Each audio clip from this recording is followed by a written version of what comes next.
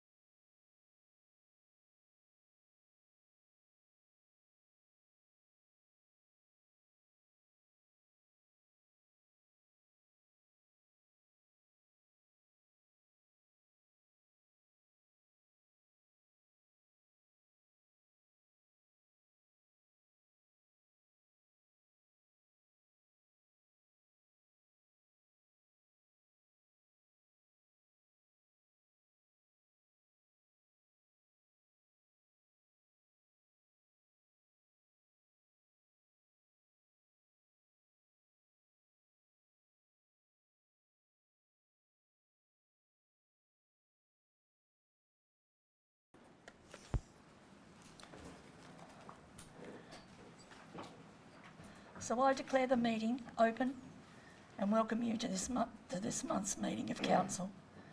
The recording of this Council meeting will be available on the Council's website for a minimum period of 6 months. In accordance with Council policy, I will now ask to confirm that the recording has commenced. Thank you.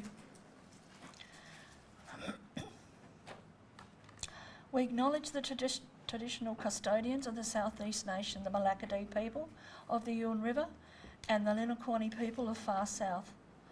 We recognise their continuing connection to land, water and culture. We recognise that we have much to learn from Aboriginal people today, who represent the world's oldest continual living culture. We pay our respects to their elders past, present and emerging.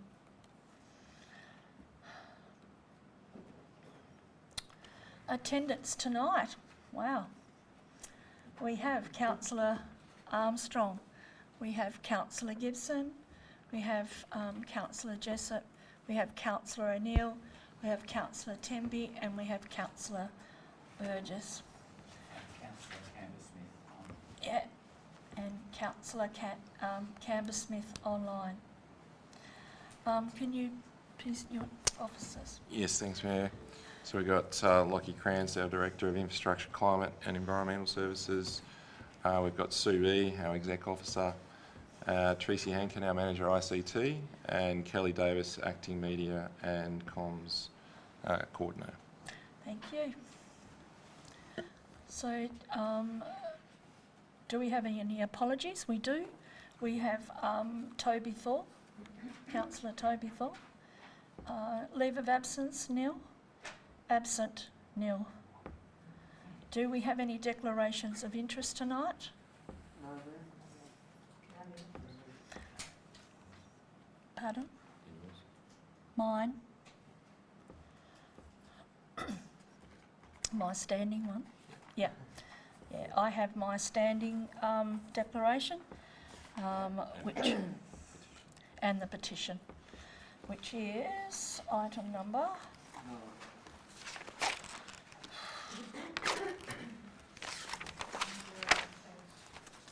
There we go. Yep. 9.019/22 petition regarding breaches of the Code of Conduct. So I have a in that. So I make a declaration of interest and I have filled out the forms and given them to the General Manager. 4, confirmation of minutes. Do I have a councillor to move the minutes? Are confirmed? Yes? I haven't finished yet, Councillor Jessup. Do I have a councillor to move the minutes? Are confirmed for the ordinary meeting of the Council 24th of October 22. Yes, ma'am. Yeah. Councillor Temby and a seconder, Councillor Gibson. Do any councillors wish to report any changes to the minutes? No? Well, I put the motion. All those in favour, please raise your hand. That's all councillors. And Jenny? Aye. Thank Aye. you. Yep, aye for Jenny. Thank you.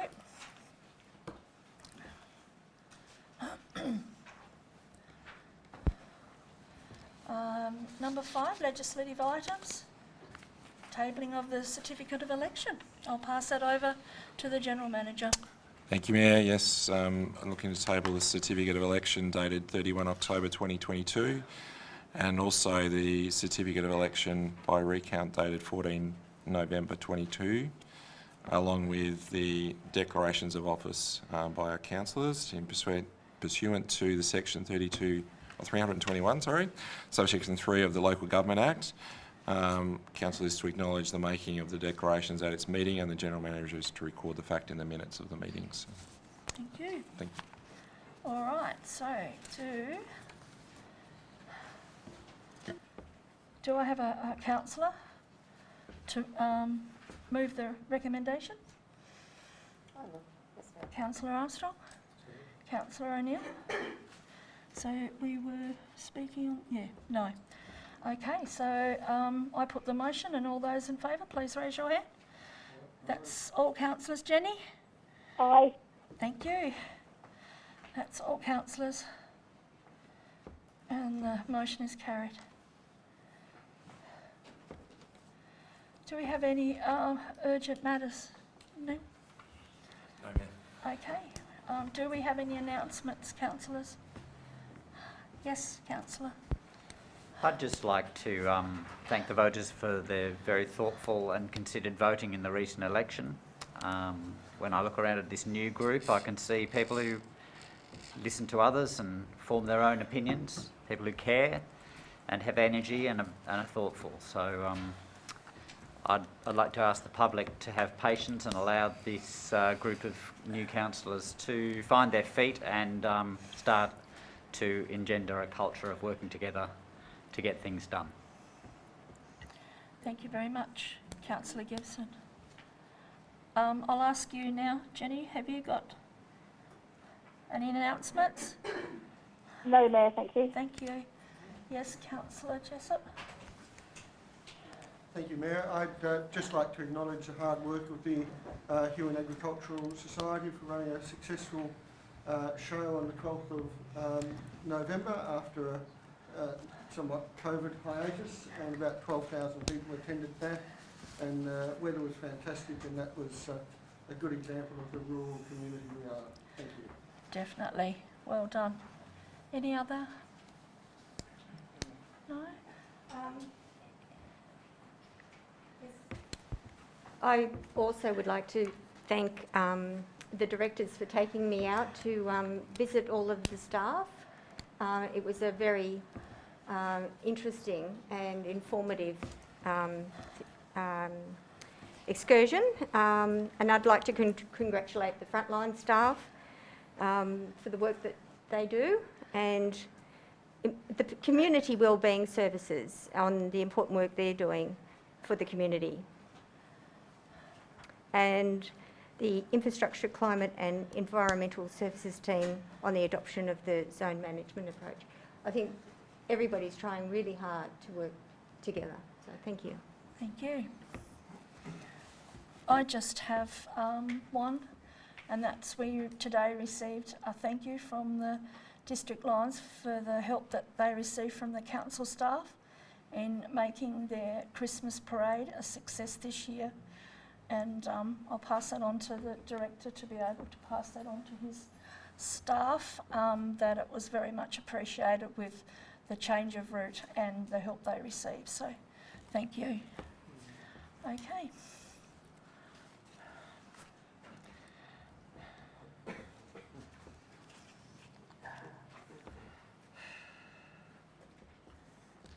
Okay. Public participation. Are we up to that? So 8.1.1, answers to previous questions taken on notice. They have been uploaded onto our webpage. 8.1.3, questions without notice via email. They have also been uploaded. Okay, from the gallery, I will ask, we will request that there's not a lot of preamble because it does take up question time. Would like you to get straight to your question as we have a full gallery tonight. Yes, the lady in the green top.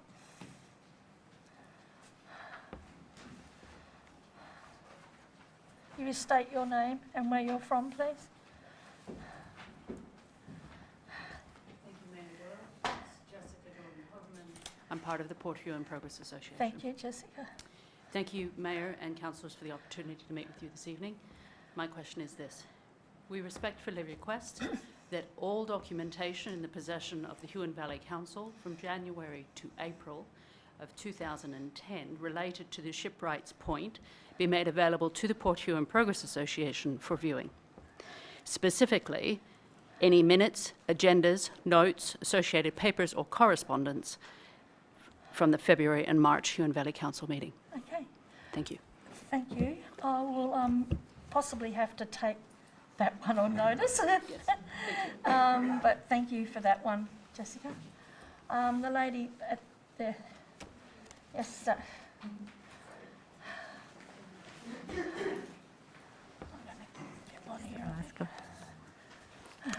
Karen Tantari from Australian Services Union, representing the staff. Hi, Karen. Hi. My question is for the General Manager. Following your decision, General Manager, to not renew the Director of Community Wellbeing contract, including the period of time in which the Director was on leave, this department has not had a Director present since late August, which is now a total of 3 months. The role encompasses management of significant portions of Council's operations, including medical services, community development, recreation services, childcare services, emergency management and communications and media. Yep. These services are vital for members of the community, especially know- given we know Huon that. Valley's regional location.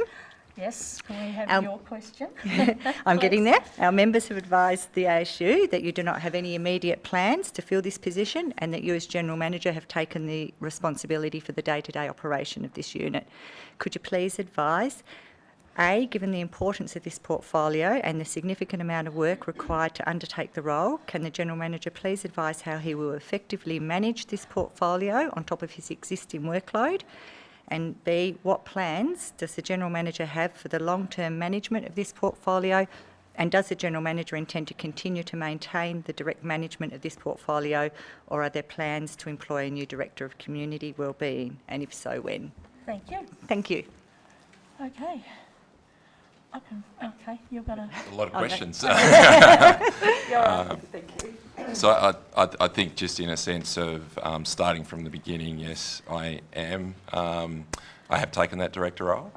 And as we have had a scenario in the past, so Lockie was straddling a couple of departments while we explored the need for the role, and that's principally where I'm at. I don't think we've had any sacrifices in a sense of me managing it, and I'm down in the hub sitting with the team a couple of days a week and providing support.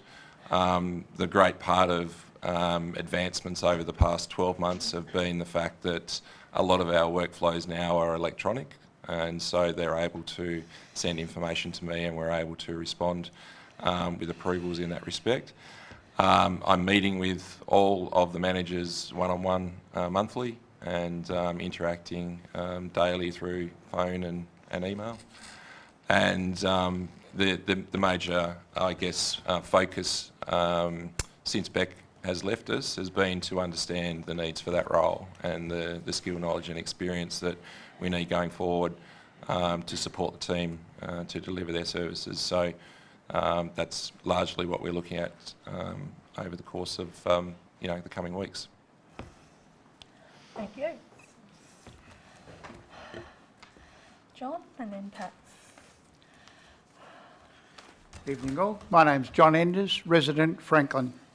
My question is about the community engagement and communication. Mandatory voting has engaged more ratepayers than in the past and for the first time in Tasmanian history. Reflecting on how community engagement has been undertaken in the past, my question is, how will this council communicate with the broader voter base to ensure its activities are communicated? Thank you very much for that question, John. If I pass that through to the director, to Sure. the general manager, sorry. For sure.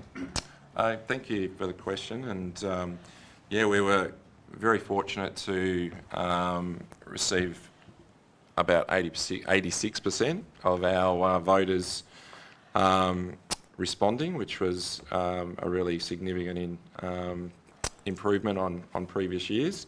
And even just a couple of thousand extra, or I think it's about 1,300 actually extra, in a sense of additional voters voting. So we of course don't get that list to be able to look at who those people are that have taken further engagement, but we certainly would love to maintain their interest in what we've got going on as a council and in our local area.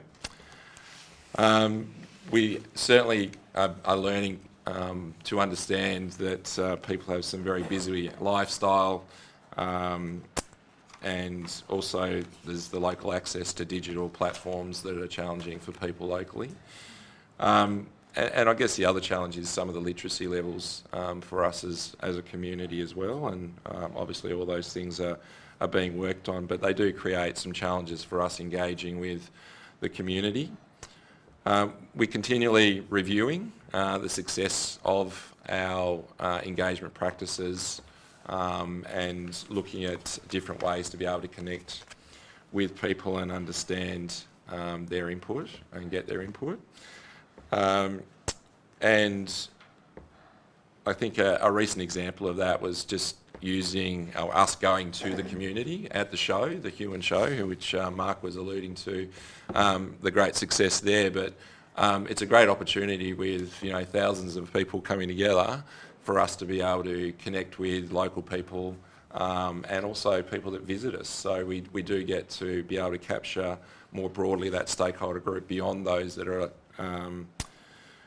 our community and voting. But we do need to consider our way through those different avenues of digital, face-to-face, and those other engagement channels to better understand the ones that are successful and connecting to those quieter voices. And I think, largely that's what we're looking to do, is make sure we pick up those people that don't necessarily scream from the rooftops, quietly getting on with life and are busy. So we are looking at how we engage with those people and understand that it's starting to come to the point where we need to go to them as versus thinking they will come to us in those public forums. And that's not to say we'll stop the public forums, but looking at the markets and other successful ways that we've had in the past and building on that, and building and getting a better understanding of how people want to be communicated with or engaged with. Like you, I think we certainly are refining as we go. We've got a really high qualified engagement officer in our team, and I know she's looking at different ways as we get feedback through these various channels to make sure that we do pick up those quiet voices. Someone who is obviously embedded in our community, so does get to have conversations outside of the formal channels. So, yeah, look, we certainly are looking to see how we can leverage that increased interest and maintain that wave of 86%. Thank you. Okay, yes, Pat. Pat Singh on behalf of the Huon Valley Residents and Ratepayers Association. The Council draft annual report was advertised on the 17th of November in both the Mercury and the Huon News as being available for download.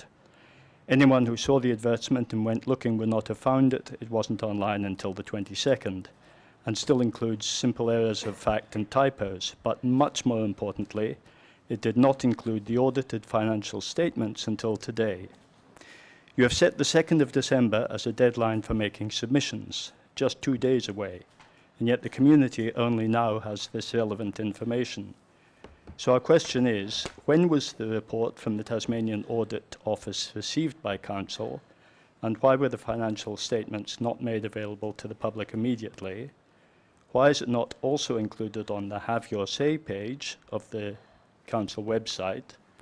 And noting that Kingborough Council has set a deadline for submissions just 2 days before its AGM and included its financial report when it advertised its annual report, will Council please do the same and extend the deadline to the 12th of December to allow the community time to consider the financial statements, take any necessary advice to be able to make informed comment? Thank you very much for your question.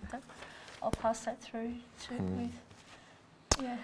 Yeah, look, I would need to take that one on notice because I have to go and check what the date of the financial statements. So in a sense of extending the timeline, I think that seems reasonable. We can certainly extend the timeline for feedback, and I'll just have to look at how we can reflect on that in papers going out. So that would be a challenge for us to bring that into the timeline of the AGM. So that would be the only thing. Perhaps I misunderstood. You can change the deadline? So yeah, look, I will consider that and come back because again, it's reflecting on bringing that information back in and being able to share it with the AGM information that needs to go out. So can I take that on notice for you? Thank you. Okay, I'll take the lady in black and then I'll go that way after that, and then I'll do, yeah, yes, thank you.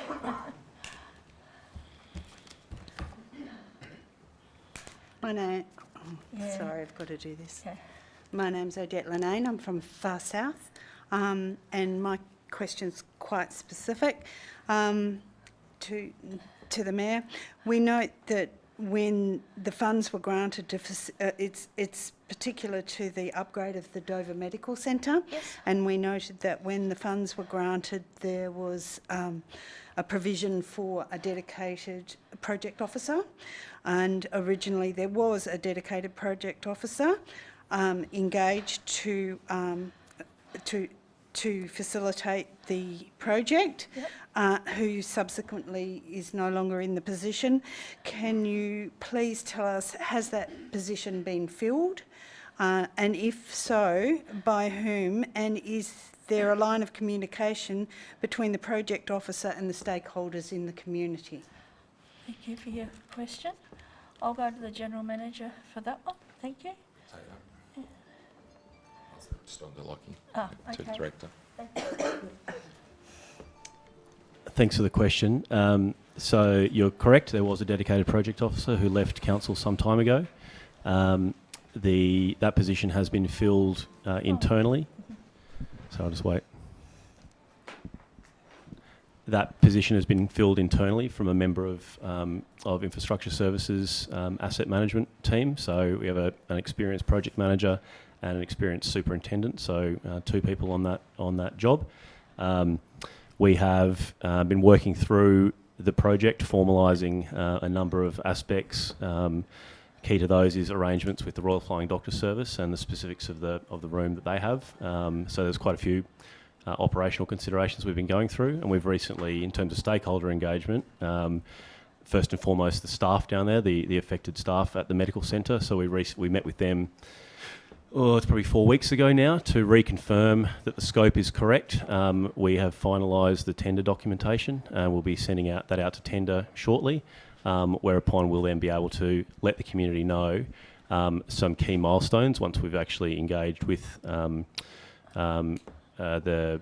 tender, once we receive tenders and can start sharing some key milestones on when the project will actually be delivered and what the relevant disruption will look like. So it's been brought back on track in recent times, and we're quite excited about getting on with it. Thank you. Yes, Dr. Smith.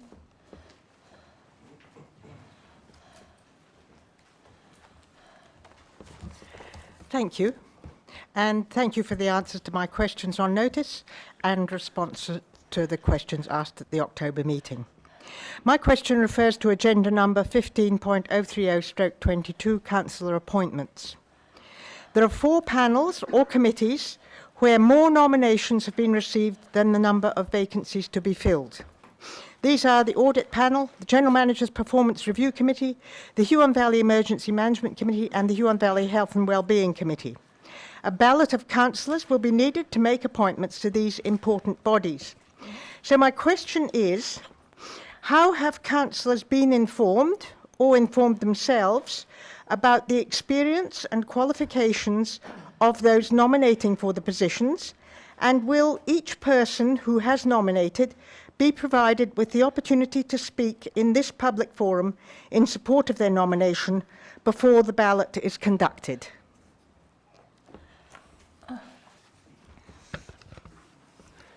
Well, the answer to the last bit of that, we hadn't actually done that in the agenda.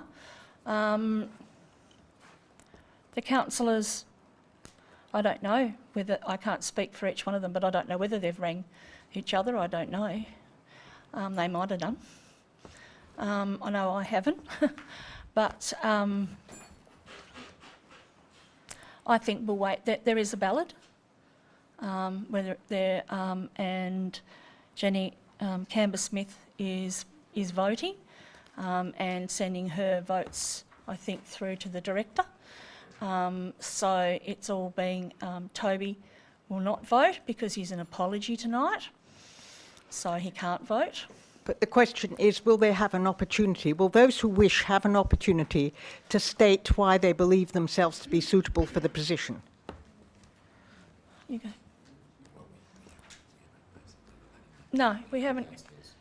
I mean, we haven't got it in there, but if the councillors wanted to, I'm sure that they would be allowed. So. Thank you very much. Thank you. Okay. Amy.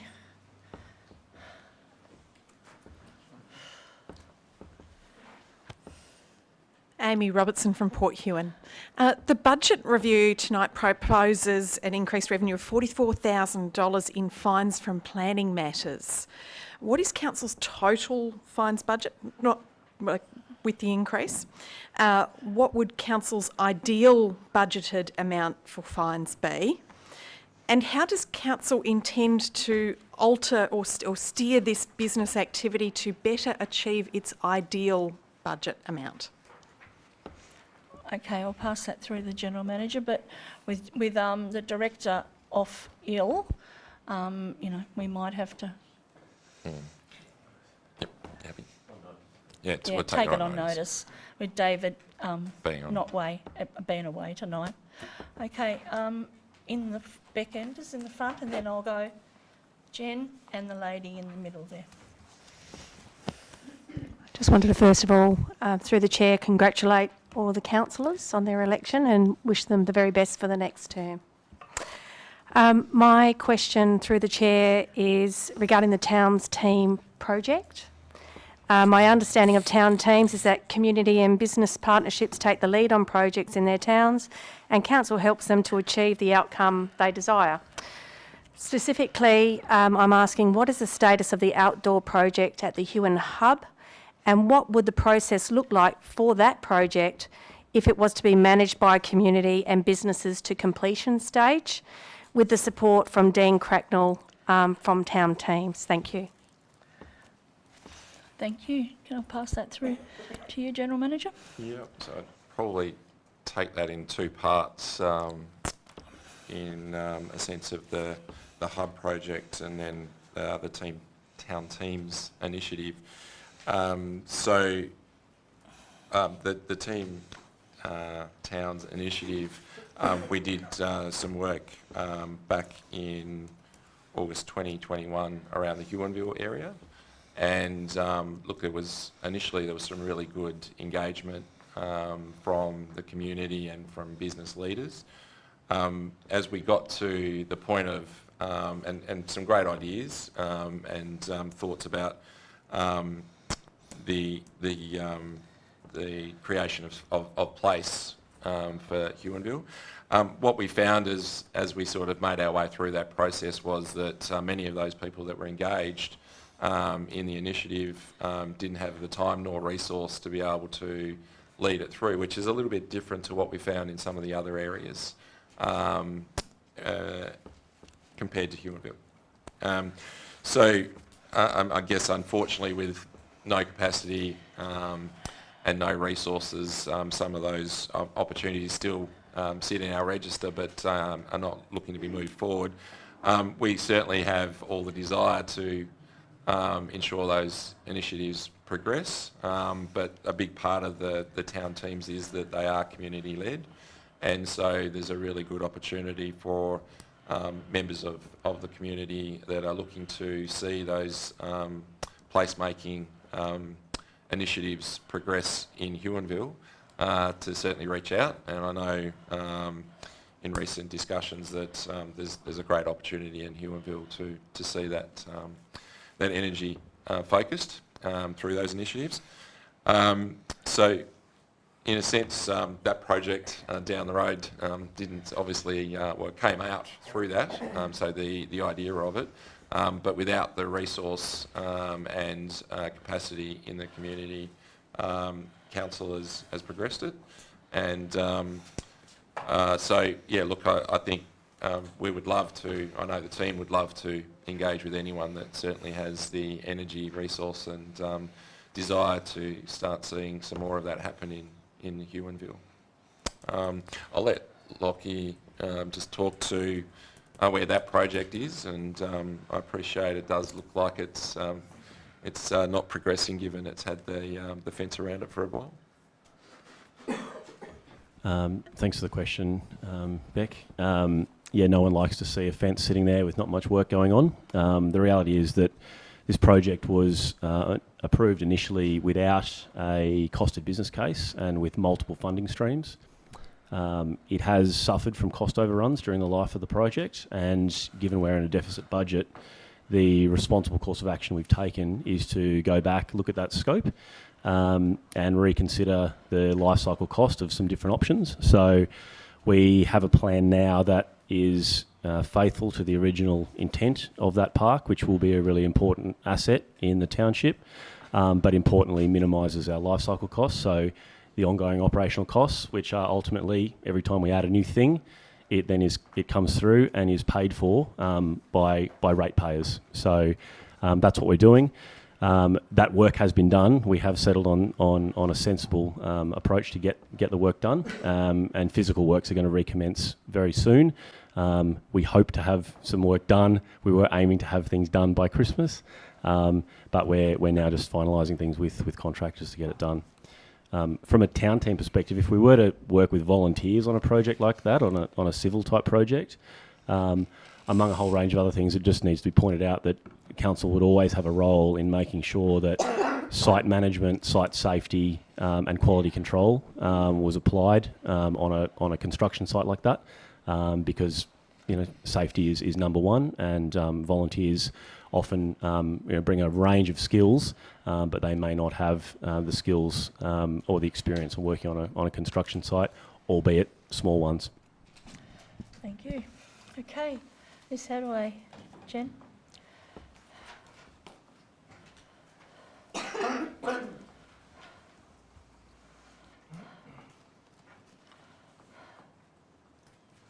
Thank you, Mayor.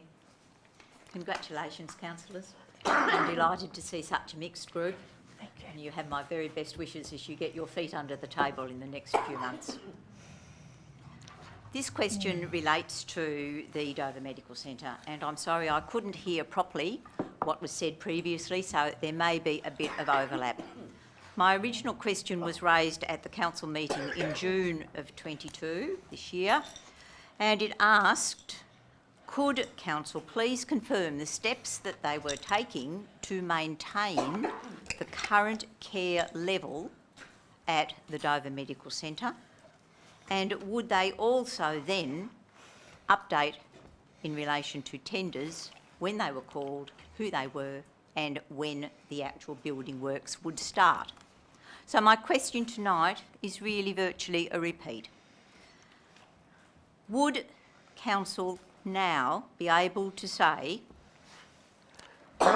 when tenders were let, who the successful tenderer is, and when works will begin on the building redevelopment for the Dover Medical Centre.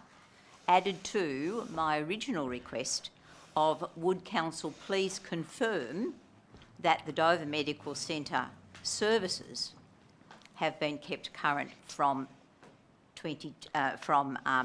June 22 until now. Thank you. I can either pass it through or I can just answer that one for you. When you couldn't hear, I'm sorry about that.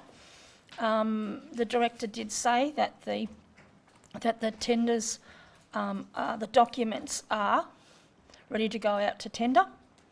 So we haven't got. Haven't let Yep. tenders, okay. And that they have met with the staff.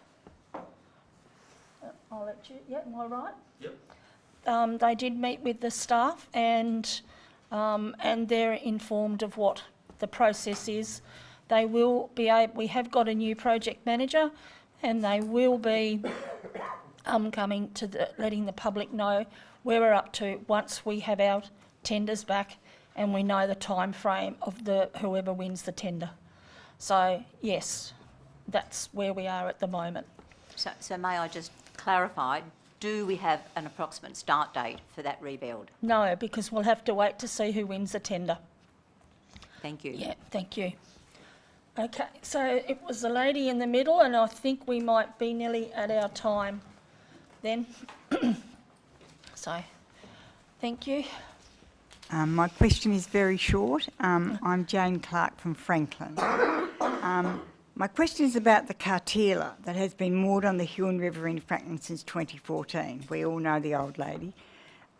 Does the council have a status update on what is happening, apart from the fact it looks like it's going to sink, that is? Okay, thank you very much. Well, it's a coincidence that you asked that, because we've been watching the community interest on social media, and we are waiting for the reply back from DPAC. Is that correct?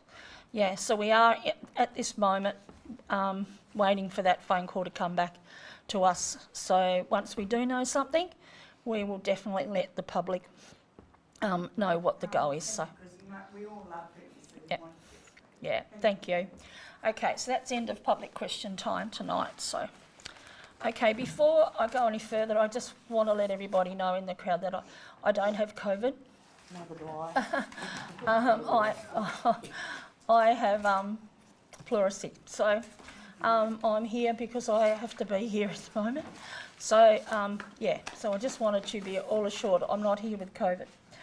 Okay, so I'd like to take a vote around the table because we're up to 9.019/22. Who would like to sit in the chair while I vacate it? So would someone like to nominate someone for the chair? Yes, Councillor. I nominate Councillor Gibson. Jenny, have you got Mark Jessup nominated Paul for the chair? Have you got anything to say? Or I second that. Okay. Paul. Yep. Yep. Okay, would you like to take the seat then, Councillor Gibson?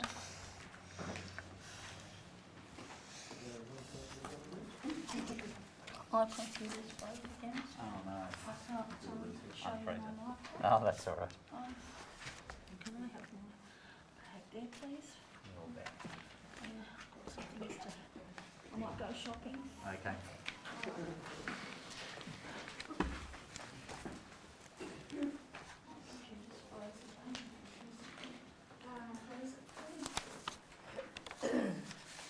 Okay, well, this is the issue of the petitions that...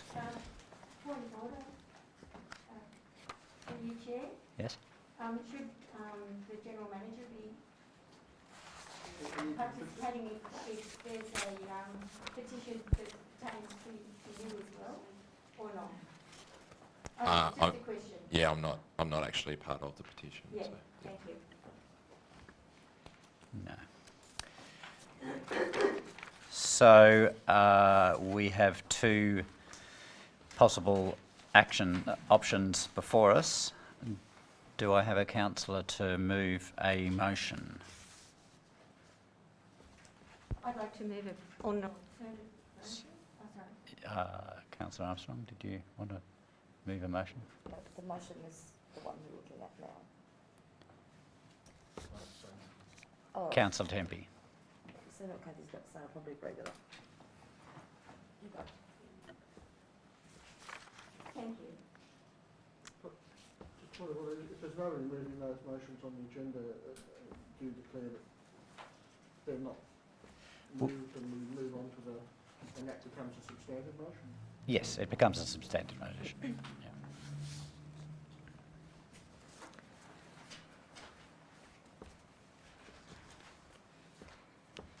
I move that the report on petitions regarding breaches of the Code of Conduct by the then Acting Mayor Doyle and Councillor Newell be received and noted. Having considered the petitions, Council acknowledges the Code of Conduct panel decisions made 3 June 2022 regarding breaches by the General Manager Recruitment Panel.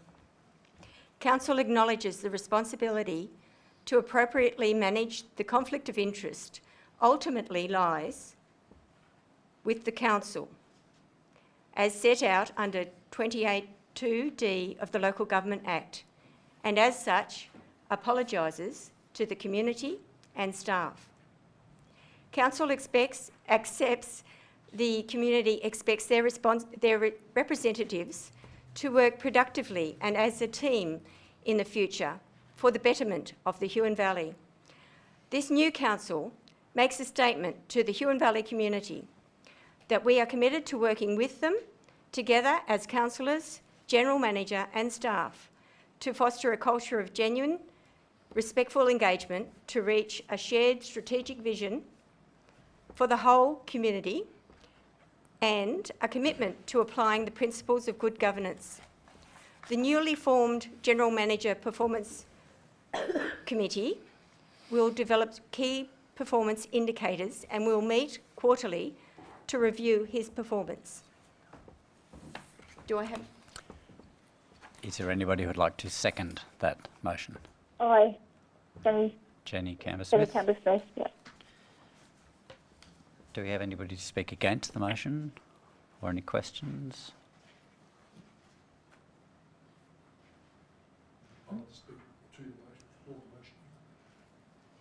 Sure, that's Councillor O'Neill. Yeah, okay, I support the motion, and I think there's been a clear message sent from the election and voters that we need to learn from our mistakes, but I think the community wants us to look to the future and put it behind us and work together for the future. That's it. Are there any other councillors who'd like to comment on the motion? I would just like to say something. Yes, Councillor Armstrong. Press my button. Hold on. I'd just like to say that I think this motion's a good way of perhaps healing the bridges and allowing us to proceed as a new team without the burden of the past behind us. We are a new group of councillors, we are a new panel, and I think that we should be able to bring forward some positivity to a community, and I think together we should be able to achieve that quite nicely. Thank you. Does anybody else have any comments? I guess I agree with the sentiments as expressed, and as the corporate body being a continuation of the previous council, we can make this apology as the council. I do have one question of Councillor Tembe, whether or not we should include General Manager and staff in point E, because this is really a statement from us, and we can't include the General Manager and staff in. We can say what we want to do, but I don't know that we should do that. And I think that also we want to foster a culture of genuine respectful engagement on everything. So I'm not sure that it's necessary to be specific about the strategic vision and in that, but I'm happy to leave that if you think it's important. Do you think that... My comments, if I may? Yeah. Through you, Chair. Thank you for your suggestions.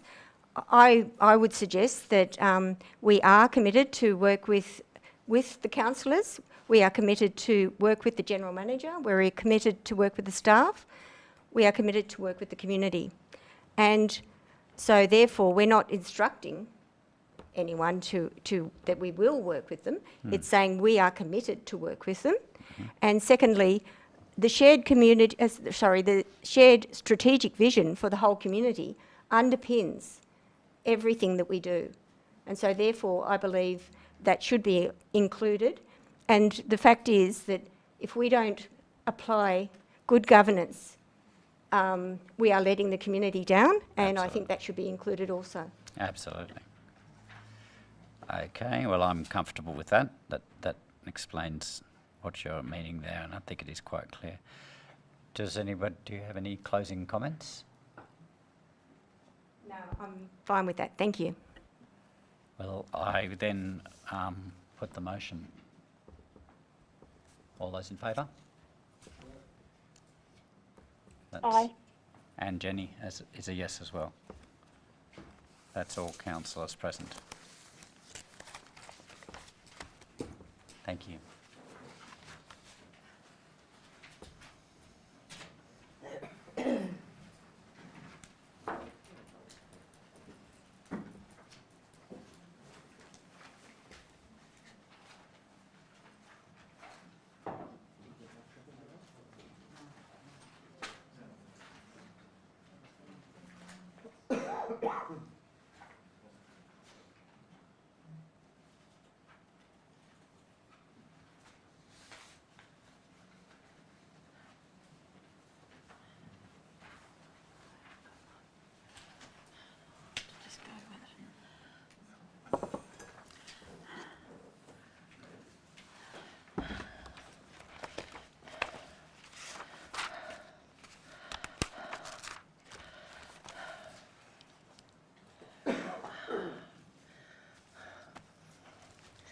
Number 10, planning.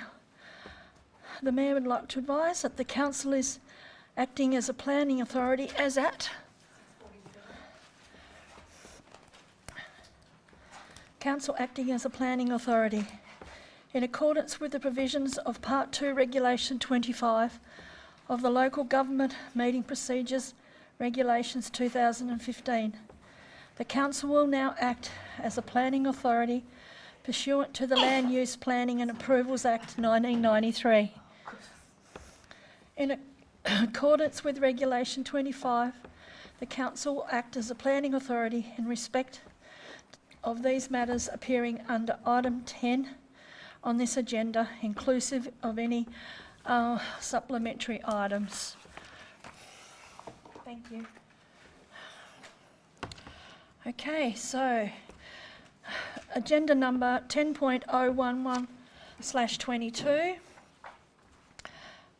It's a report from former section 39, under former section 39 of the Land Use Planning and Approvals Act 1993 for consideration of representation received by Council following exhibition of draft amendment PSA-1-2022 and draft planning permit DA/14/2022.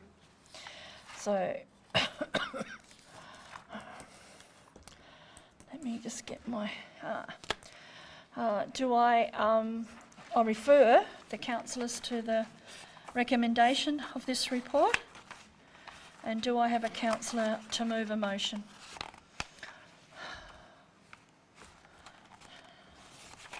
Yep.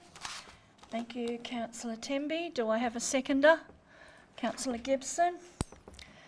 Councillor Temby, would you like to speak to the motion? Thank Thank you, and thank you very much for the detailed information provided by the report, and as well as the supplementary questions that were answered by the Director, Matt Grimsey. So the conditions in the draft permit were scrutinised against the representations received by Council. So I think that the Condition 7, which provides for an environmental management plan, addresses those representations, and so therefore I think that the recommendation should go ahead. Okay, thank you. Is there a councillor to speak against the motion? Okay, so is there any questions?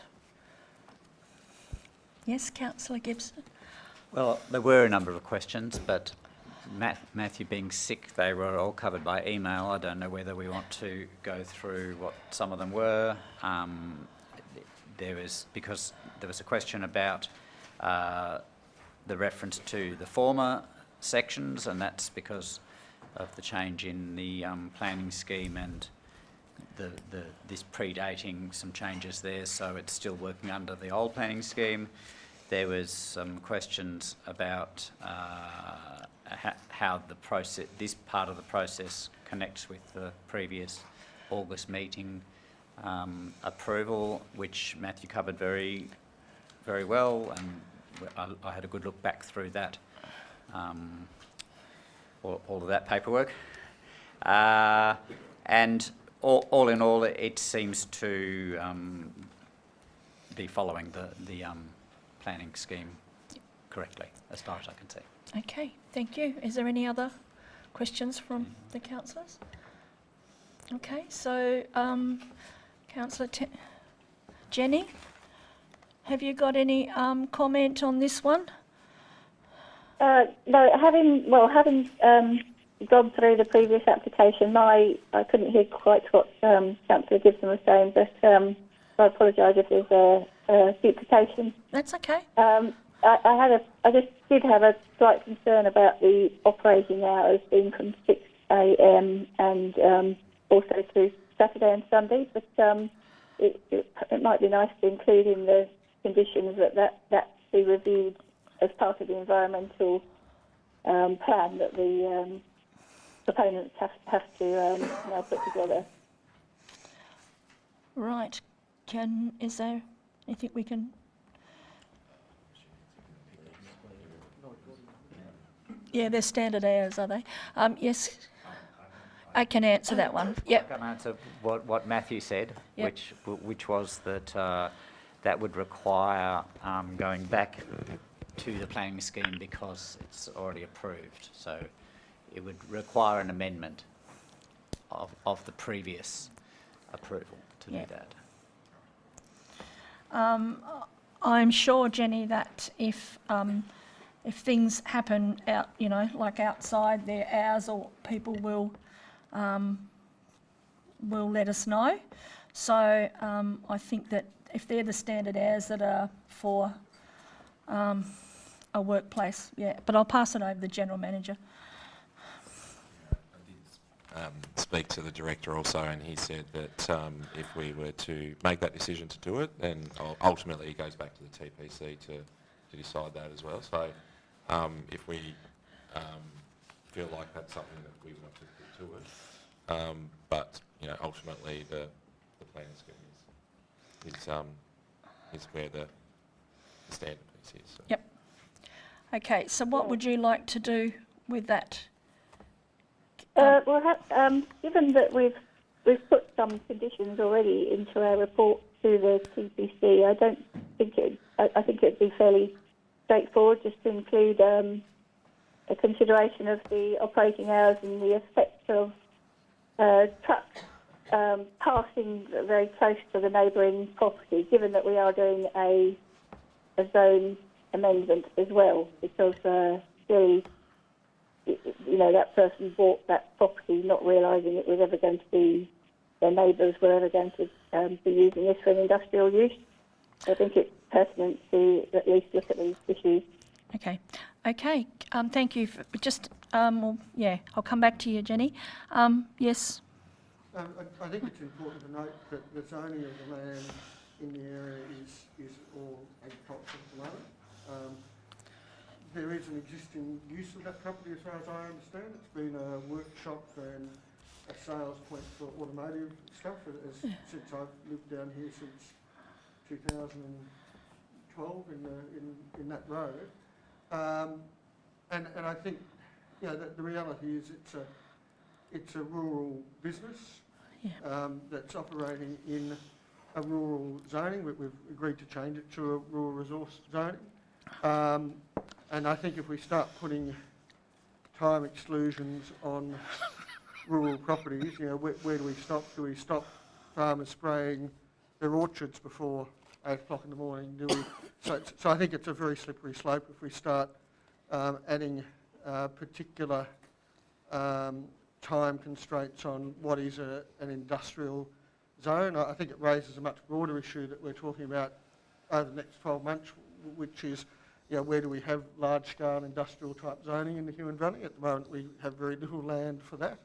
But, you know, this is a perfectly legal use within the zoning, and I think, having been to the LGAT meeting, myself and Councillor Burgess and Councillor Temby, we were certainly warned off trying to rewrite the planning scheme on a case-by-case basis, because that it was quite clear that if we lose, we all pay. So I think that's a very dangerous area to be in. But these sort of issues we must consider when we're doing the rezoning, bigger picture perspective. Thank you, ma'am. Okay. Just remember to come through the chair, guys. Yep, Councillor Temby. Thank you. Yes, as part of the environmental management plan, there is a complaints process. So that if there was any noise issue or any other issue, they've already factored that into their environmental management plan that would be addressed. I think it sounds like they've covered a lot of bases there. Okay, thank you. Is there any other? No? No, okay. Okay. Are you happy with what's been said, Councillor Canberra? Smith? Not entirely. I don't think it would be altering or rewriting the planning scheme just to ask for those issues to be taken into consideration when developing the environmental management plan. I mean, we are, for instance, next to a quarry. They have operating restrictions from 8 onwards, I believe it is. So I think it's only fair and being a good neighbour for a property that's very, very close to this. Just to consider that and make sure that person, you know, is also looked after as part of this planning application. Okay.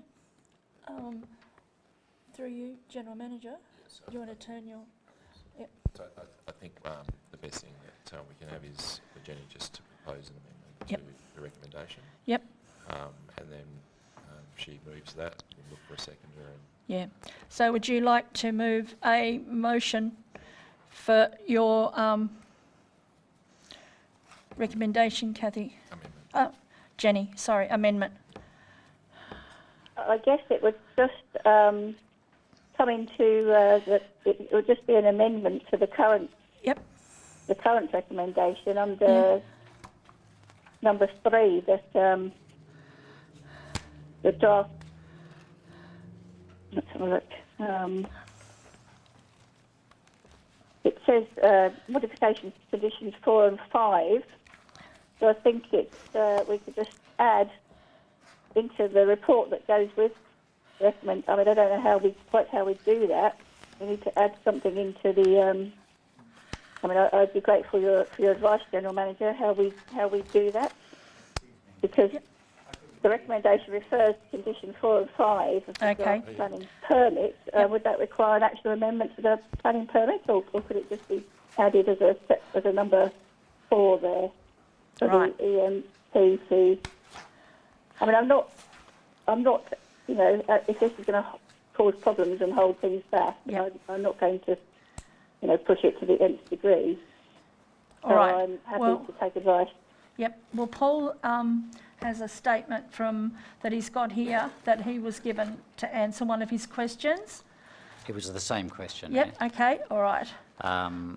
So Matthew Grimsey said, ultimately, that's the application, but it's not something we can regulate through the planning permit as a condition relating to the planning scheme. If you wish to seek to have this included, then you'll need to seek an amendment to the recommendation to include the condition in the planning permit. It will then be a matter for the TPC to decide if approved by the council. Okay. So would you like to move your amended motion? No, I'm happy to go with the recommendation as it stands, Mayor. Yeah, given that. Okay. Thank you.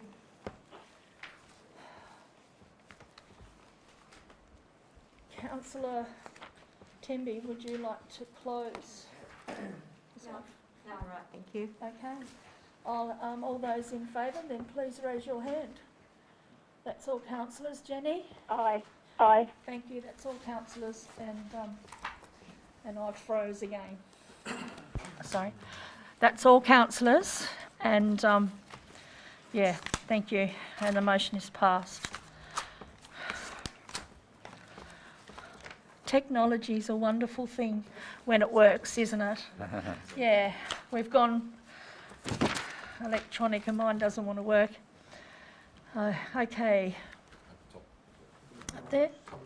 Yep.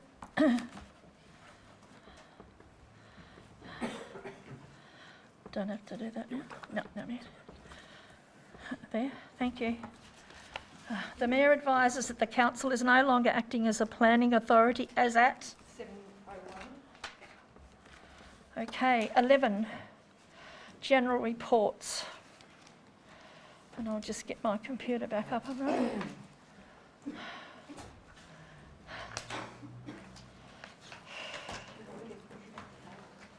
Yeah. No, it's all right. Mine's marked up, yeah. So, it's okay.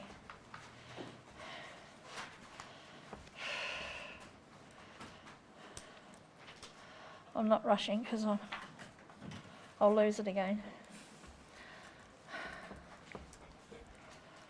Do I have any councillors while I'm waiting to table their reports? To table their activities, sorry? Yeah, Yes? I emailed mine to you. Yes, you did. That is acceptable. Yes, please. Yep. Thank you very much. Thank you. Okay.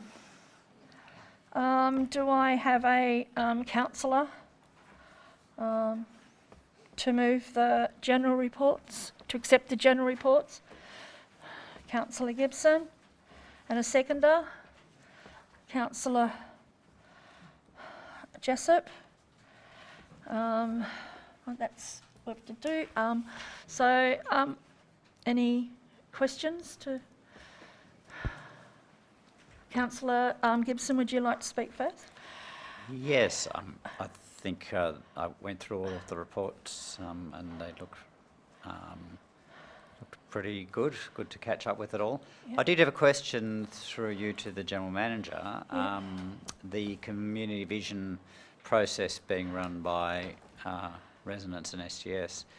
I understand there was a workshop with the previous council on the 17th of October. I was wondering if we could get the audio recording, if there was one made of that, so that we can catch up on that. And a couple of other questions about the survey. I don't know whether you know how many respondents we're hoping to get, how it's going to be promoted, and what efforts we can make to make it significant, because it's so important to include as many people in this as one of the questions from the gallery earlier. You know, it's how do you get a response from people who don't normally respond? Okay. Yep, you want to, through you, Director, to the Chairman? Yeah.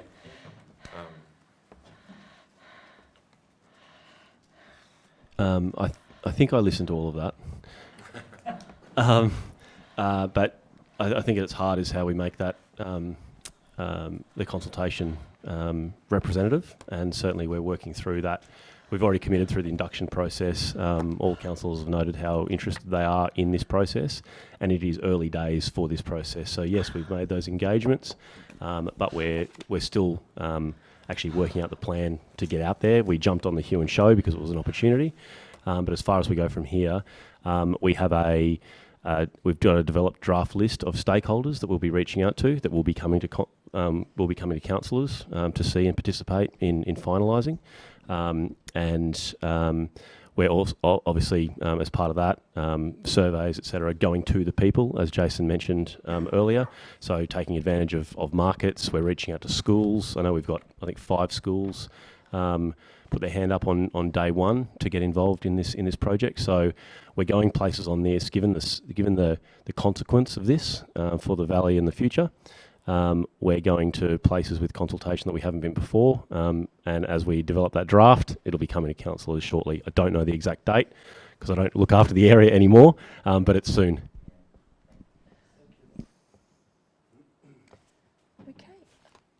Okay. Yes, Councillor Temby. Thank you, and thank you for your report, General Manager. I was just wondering if perhaps we have discussed getting a little bit more detail in the report, in your report of your activities as to the topic and outcome of business meetings and meetings with government officials, and if there's anything in confidence that you would like to keep to closed council, that could be perhaps a different report. But I just thought a little bit more detail in the actual activity report of the General Manager. I'd also like to congratulate a lot of the activities that have been detailed in this report. Things like, for example, the disaster preparedness that was handed out at the Geeveston Feast. That was excellent. I was a recipient of that. And I participated in the suicide prevention training, attended the mini expo, highlighting activities for the services for the older people. The support of the Cygnet Cycling Festival was a very much appreciated. And I've got great admiration for the successful and effective utilisation of the hub, especially activities such as the Youth Games Nights, the Senior Tech Hour and Mahjong. So thank you. Thank you. Do I have any other councillor? No? Okay, Councillor Gibson, do you want to close? Okay. So I'll put the motion. All those in favour, please raise your hand. Jenny? Aye. Thank you. That's all councillors. And the motion is carried.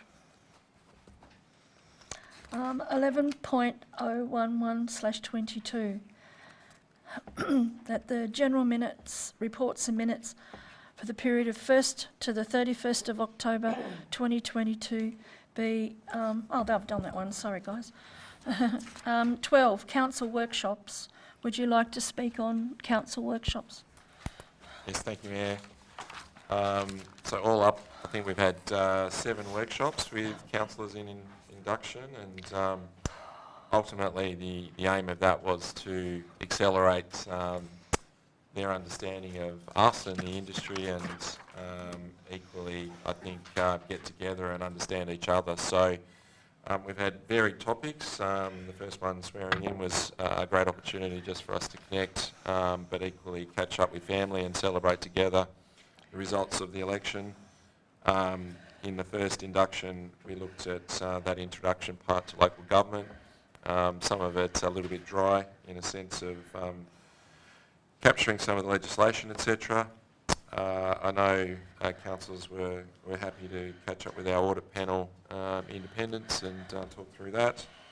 In the second one, getting an overview of our finance situation in number 3, and at the beginning having Councillor Burgess sworn in number 4, but then on to the responsibilities and acting as a planning authority.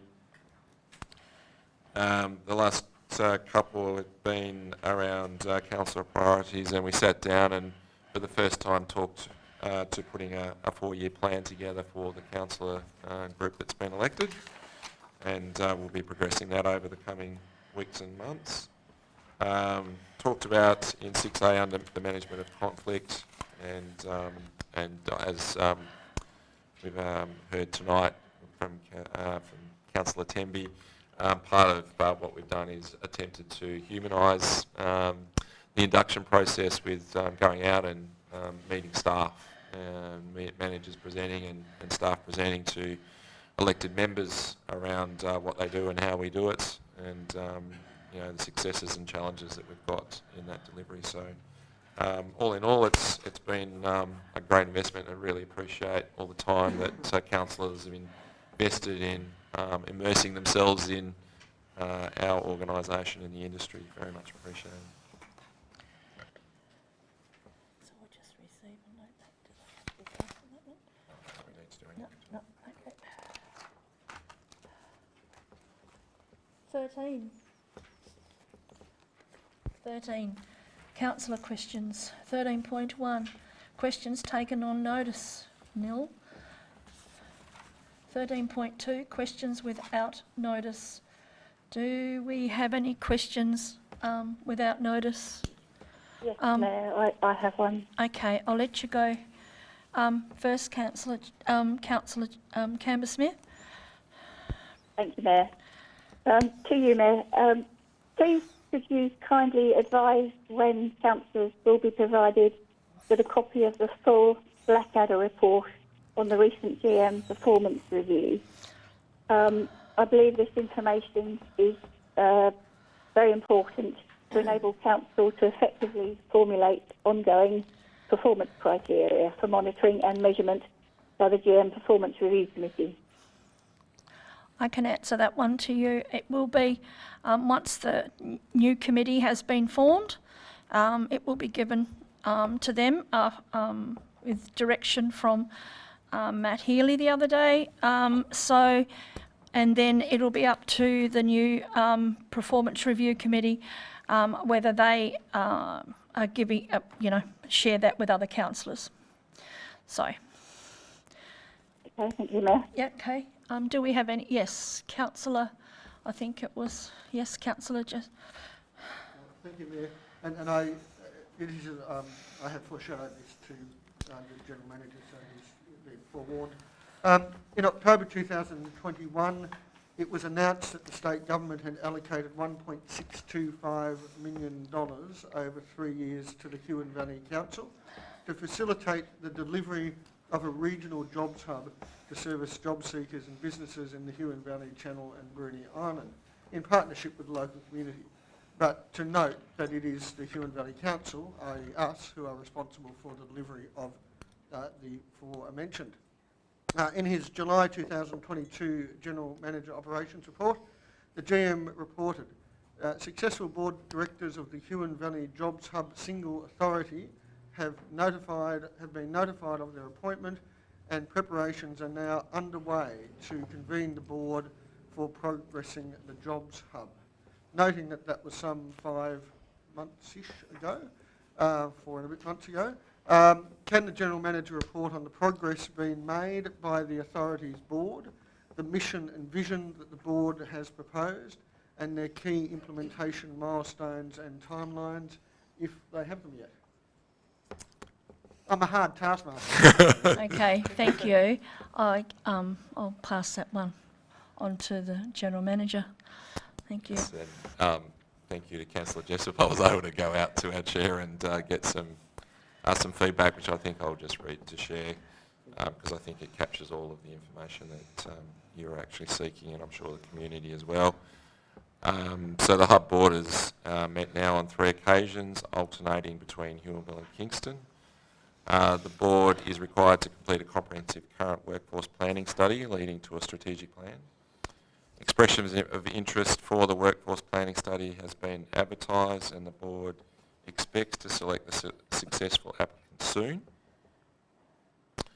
The Board has decided to advertise for a 6-month Executive Officer position to support these requirements listed above, and in addition to the communication contact between the Board and the community industry and workforce trainers. And this isn't part of the update, but at the moment our economic development team continue to support the establishment of the hub. So I'll put a big thanks out to all of their efforts that they're working through.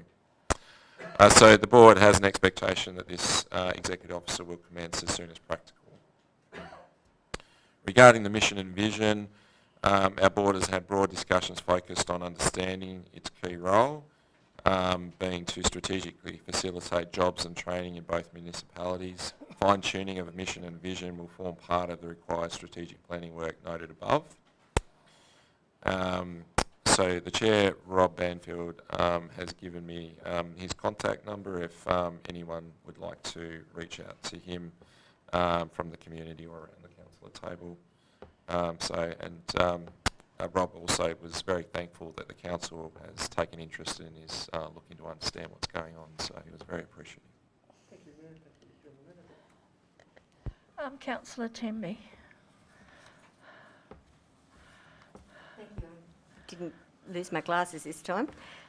So this is with regards to the question by Fern Vella with regards to the competitive neutrality and the RVs and the camping grounds.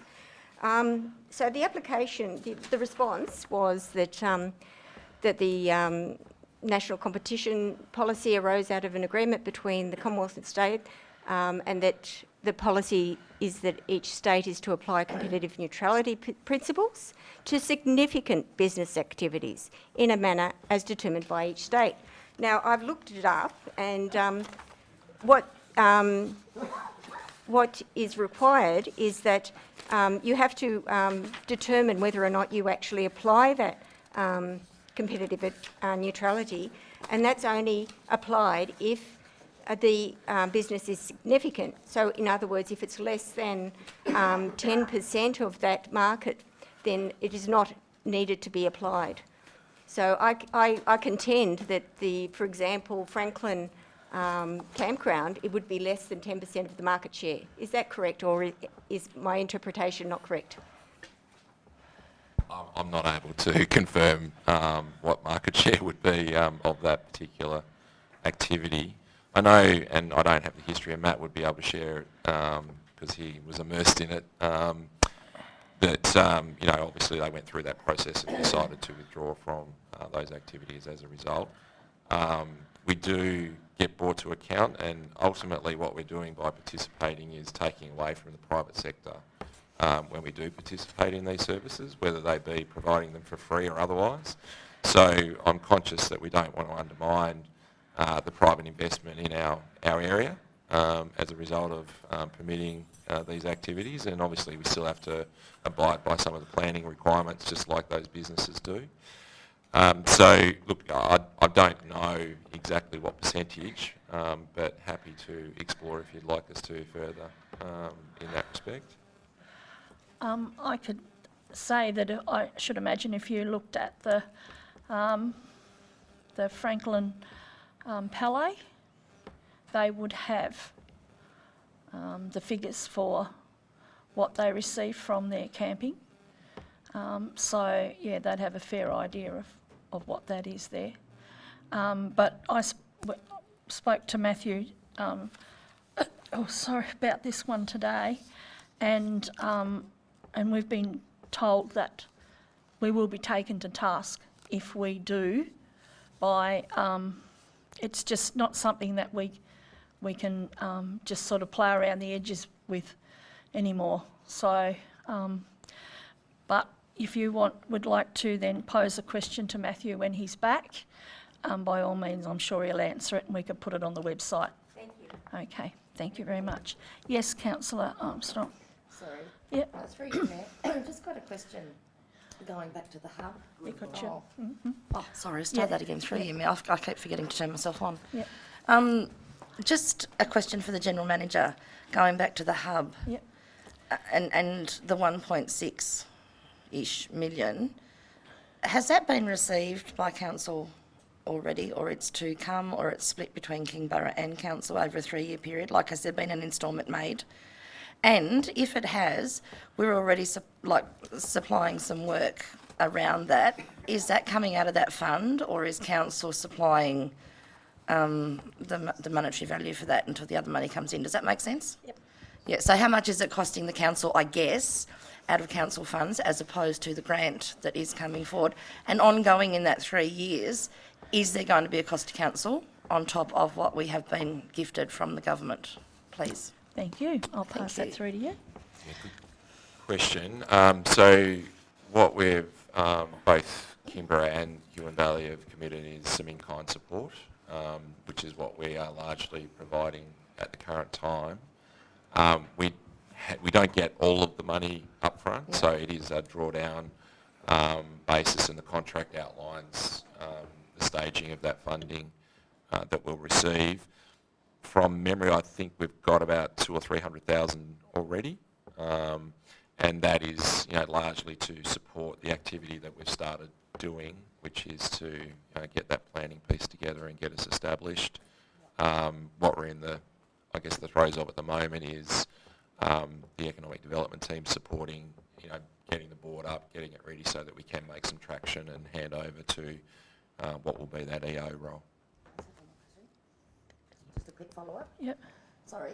Thank you for that, through you, Meb. Also, I'm just interested to know, because another question entered my head when you was answering the last one.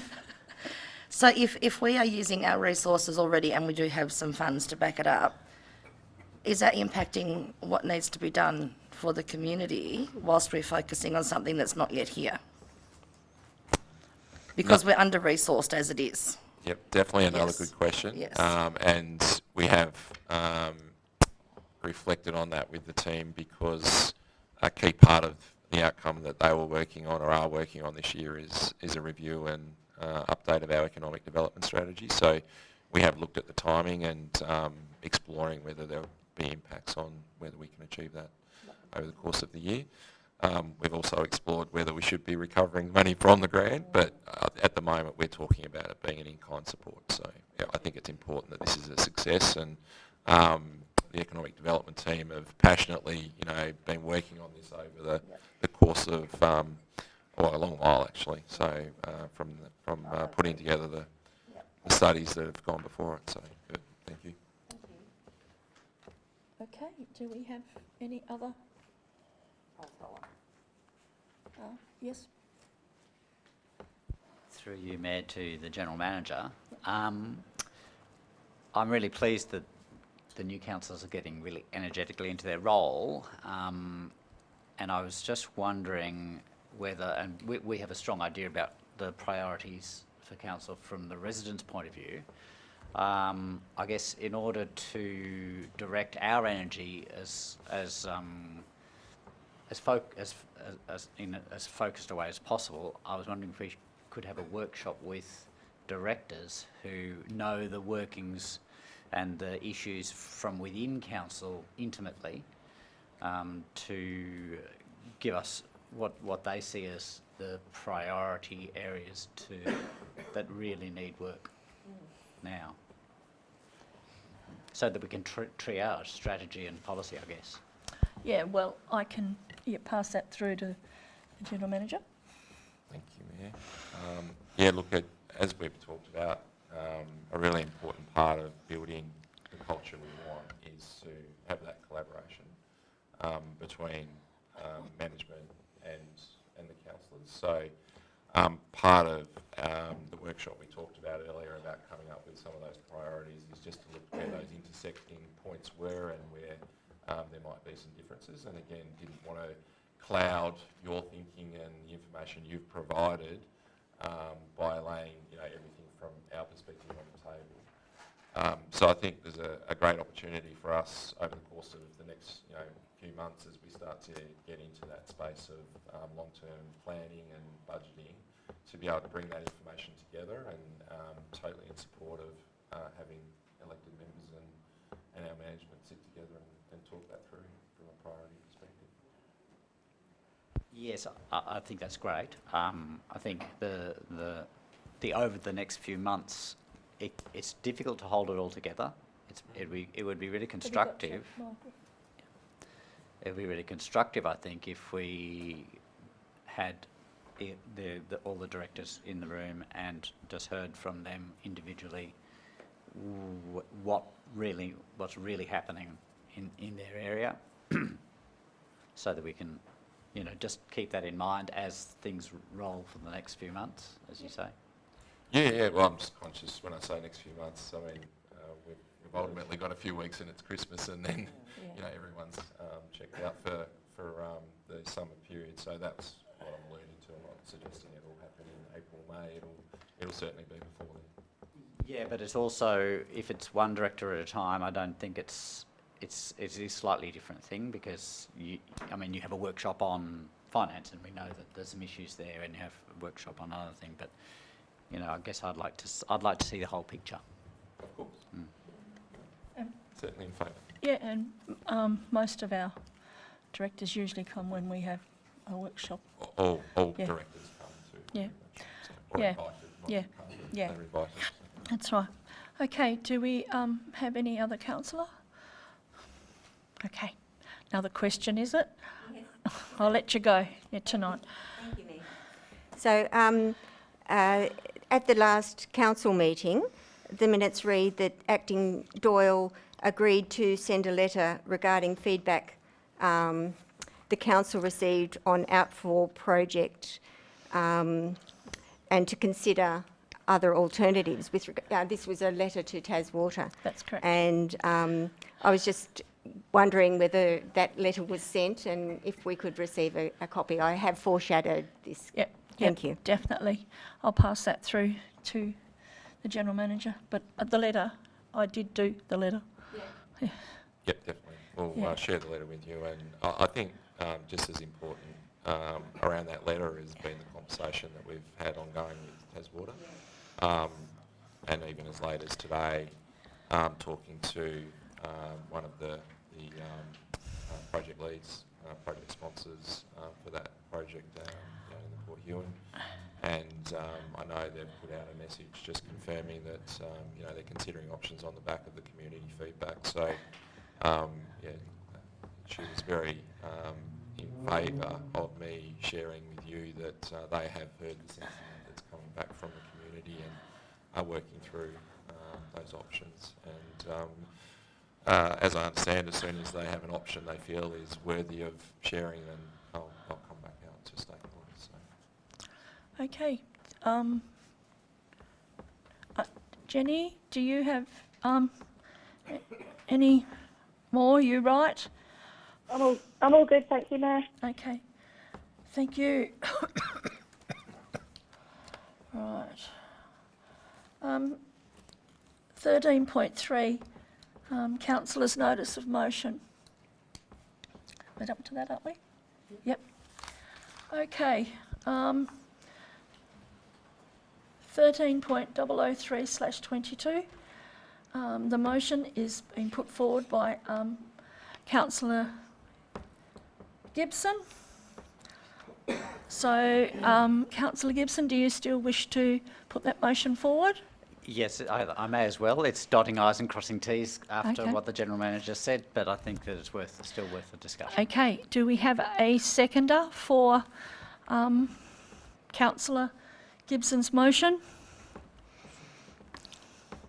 Councillor? I'll second it. Okay, we've got Councillor Burgess first, so thank you, Councillor Burgess. Okay, Councillor Gibson, do you want to speak for your motion? Thank you, Mayor. I think the waterways of the Huon Valley are highly valued by residents.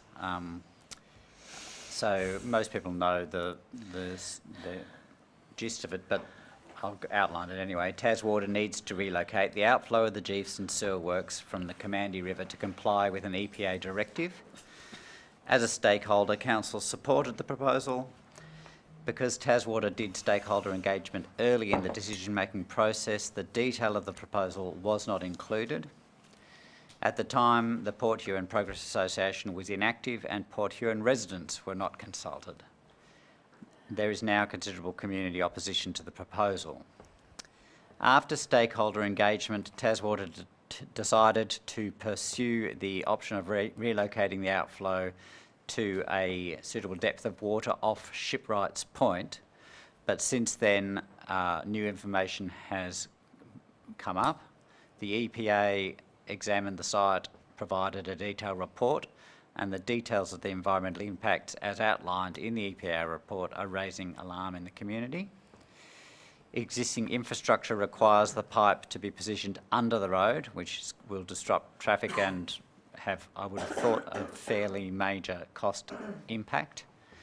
And the sentiments of the local residents that are now being represented by an active Port Huon Progress Association are new. So I think that with all of that new information, it's really important to have a look at it again. The proposal also includes new storage tanks to buffer the ingress of stormwater into the sewer system. This is the critical infrastructure that stops the works being overwhelmed by rain events, causing raw sewage to enter the river. The 2010 land use, LUDS, what's it stand for? Land Use Development Strategy, thank you, states that measures will need to be taken to eliminate the excessive stormwater infiltration.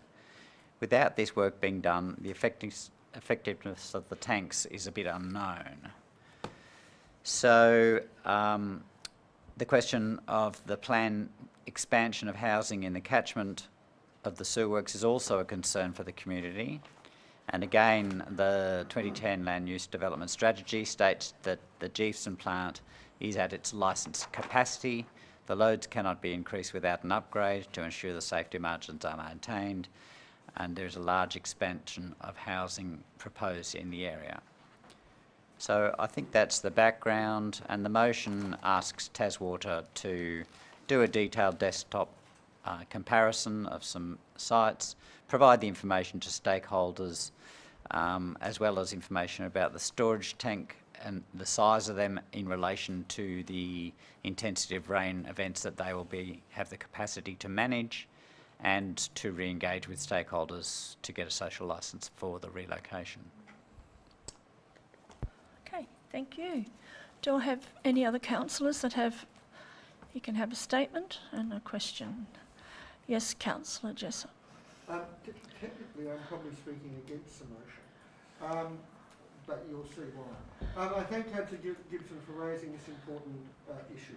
The quality of our rivers, as he said, is important for our businesses and our pleasure, and also just for our mental health of being around healthy and vibrant rivers. I live on the Commanding below the treatment plant, so you'd think I'd be all for moving it as quickly as possible. But I cannot in all consciousness just accept that moving the problem a little further down the river is a good thing. I'm not a marine scientist, but I know people who are, and they have expressed concerns over the impact of the current outflow project. At the meeting I attended, Taswater largely admitted that it was an untested experiment, that they would be interested to see what would happen in the medium to long term to the environment. Further, pathogens and viruses to recreational users was a medium sensitivity. The mixing of enterococci and all the way down to the jetty.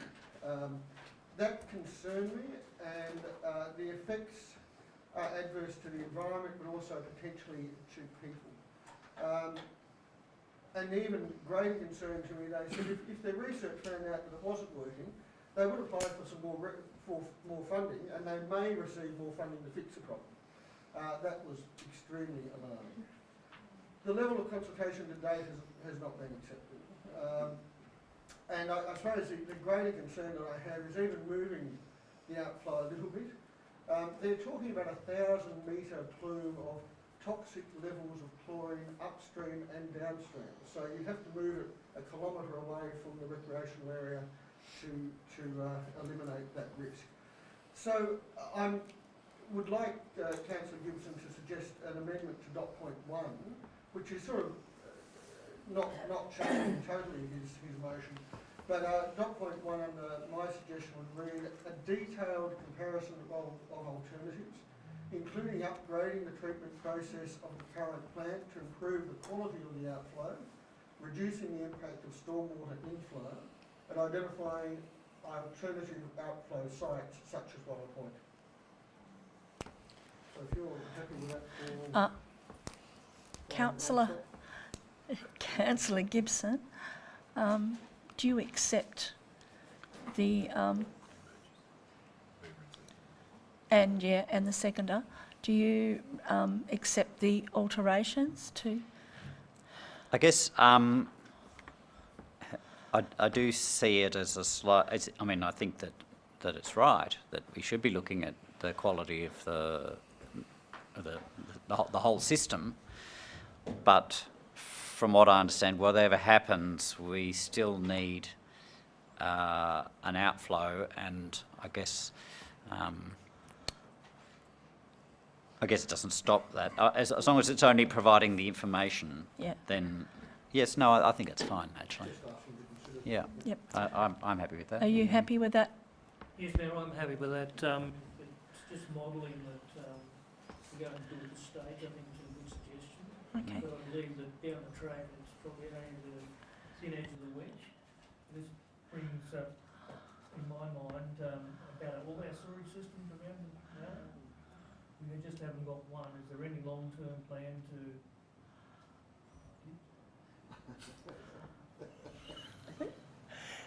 I'm just wondering, the long-term plans and the long-term effects going forward, with population growth. I know the system at Geeston is only limited, doesn't go very far up the road. We've still got all the problems of, I know when my parents lived, sewerage outlets going through a septic tank straight into the creek. Those problems have never been addressed ever. The sewerage system was put in the 70s and it kind of stopped there. And they said, well, I don't know why they haven't gone up the road further. So I think it's probably down the track that we should be looking at a long-term review and a long-term plan for the whole valley. Yep. Okay. So, can I just say a few, talk to the motion?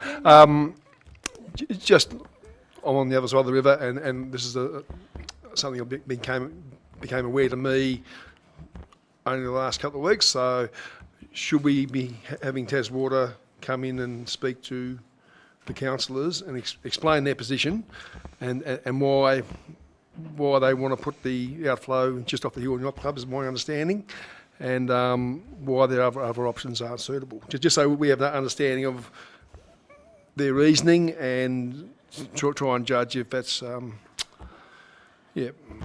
warranted or not. Thank you. Okay, yes, General Manager. I'm happy to invite them. Yeah. Come down. They did come down and had a chat before with previous council. Yep. Yes, Councillor Gibson. You might also, Part B, it's requesting Taswater to re-engage with stakeholders with that information. So, and I think council would be regarded as a key stakeholder.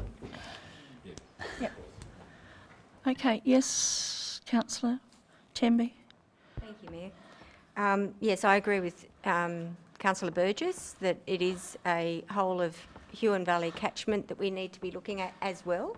For example, at the Commandee meeting, we had a Cygnet oyster business that was not able to sell their product for quite a number of weeks. Now, this is a business that is completely innocent, that is having the consequence of not having to be able to operate because of pollution that's going into the river. So I think this is a serious concern, and that we need to look at this from an integrated catchment management for the Huon Valley. Thank you. Yes, I think Taswater has that issue with oyster farms, not only in the Huon Valley. Yes, do I have any other? Yes, Councillor. Yep. No. So just on this whole Taswater thing and this washing yuckies into the river and all this sort of arrangement, I think, home properties have to come up with an alternate waste solution. I know with Diaz we've had to put in aerated water treatment systems. Going forward, there's lots of properties that need to be responsible for their own, water and treatment. Yep. I'm a bit brain dead tonight. Yeah. Why does it have to wash into the river? you know, has anybody actually looked at a treatment works as such? I'm sure there'd be room somewhere to put one. Why is the only option having to run a big pipe into the middle of the river, which ultimately is probably going to wash over our way, isn't it, Dave? By the time you know, it's further from you guys and closer to us. So, I mean, has that been explored at all? I will. And I forgot to say through you, Mayor. That's okay. I think a few have tonight. I think that it's a really good move to have TasWater come down and speak to the councillors again. I think that's very wise. I'm not saying to sway anybody either way, but I think they have to tell us what their plans are, what they've already looked at, why they can't do something, because there is lots of questions in the community as to why they haven't gone in certain areas. Sorry, so yeah, so I think that that's an important part of this. Jenny, have you got a question or a statement? Yes, I'm fully supportive of Councillor Gibson's motion. I attended both of the public meetings at Port Huon, and there's clearly a great deal of sort of outrage. I mean, I think sort of regardless of the level of treatment, it's the positioning of the outfall at a popular recreation point that is the real, you know, issue in people's minds. And while it would be sort of wonderful to consider that the treatment works be upgraded to greatly improve the quality of the effluent, I mean, I can't see that happening realistically, because that would sort of set a precedent for the rest of the sewage treatment plants across Tasmania. I mean, obviously it would be a real nice to have. But I think, you know, a win for us would at least get that outfall moved to Whale Point, further downstream from the from Shipwrights Point. Okay, thank you. Okay, do you want to speak or close for your... I think it's all been said, actually. Okay, No, all right. That's fine. Okay, all right, so I'll put it to the vote then. Yes, we have to, yeah, the amendment, yeah? I think it was accepted. Yes. Was that accepted? Yes, Yes, we've that was both- accepted. yeah. So Did you get the wording? we've got the wording? Yep, we've got the recording, yeah. So it's the amended? Yes. Did you want to read that back out so everyone knows what? Yeah, I can find that. Here it is. Through you, Mayor. So the only alteration, I should say, was changing the first dot point, and I take into account Councillor Cambridge-Smith's comment. It doesn't exclude Whale Point, but simply to say a detailed comparison of alternatives, including upgrading the treatment process for the current plant to improve the quality of the outflow, reducing the impact of stormwater inflow, and identifying alternate outflow sites, such as Whale Point. Thank you. Okay, so I'd like a show of hands who's voting for the alternative motion. Jenny? Yes, aye. That's all councillors. And the motion is carried. The next one is 13.004/22, and the motion is by Councillor Canberra-Smith. Hand over to you, Jenny. You are withdrawing.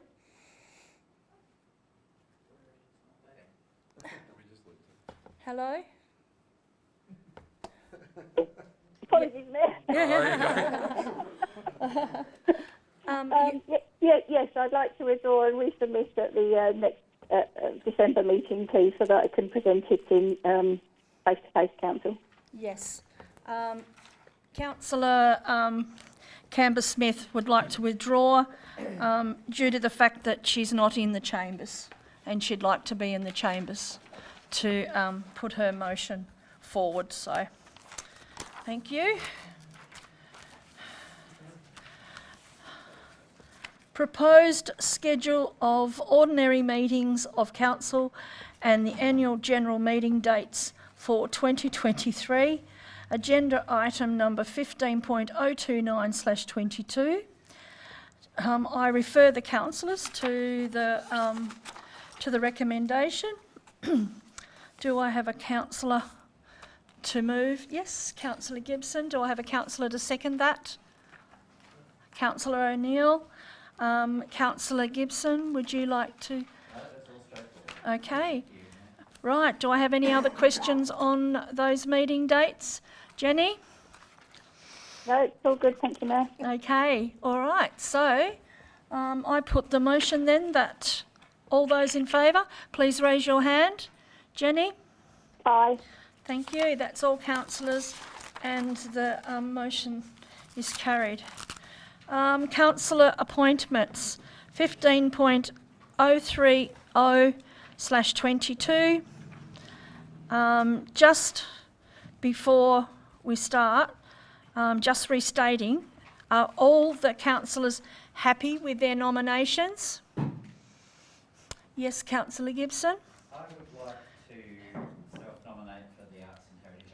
I did actually initially, Arts and Culture, I didn't initially put it in and then put it out, so I'd like to nominate for that, and I'd like to withdraw from the Emergency Management. I will go to Councillor Canberra-Smith next. Have you got something there, Jenny? No, I'm happy with my nominations, thank you. Okay, thank you. So that's... yes? I've got to turn your microphone on, please, Andrew. You're right. I'd like to nominate for the Emergency and Management Committee, if I could, please, Mayor. Yep, no problems. Do I have any other? Yes? Mayor, sorry. There's quite a number on the audit panel. When we were asked, we just asked to nominate the ones we were interested in. Yes. And I didn't know how many were going for other ones that I'll be interested in. So I'm happy to remove myself from the audit panel. Okay. Thank you. And through you, Mayor, I would like to adjust one also, please. Got Oh, your I'm microphone? on, Yep. but I forgot my mask. Yep. I would like to withdraw from the Huon Valley Health and Wellbeing Committee, Yep. please. No worries. Thank you. Just because I'm a bit time poor. Yep. So are we getting all these down, Sue? Yep, thank you. Poor Sue. Okay, so that's all the changes. Yes, councillor. Just questioning, does that leave no one nominating for the health and wellbeing? No, there's others. Oh, there's others. Oh, I've got the wrong, yep. Okay, cool. Yeah, so, all right.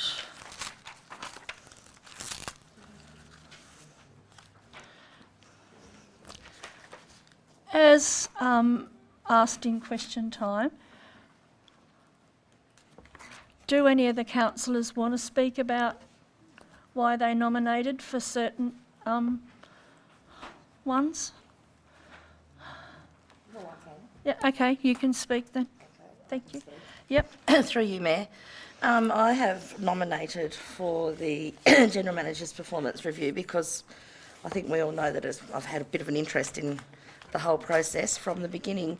And I think, there's been so much baggage around the General Manager appointment and the review.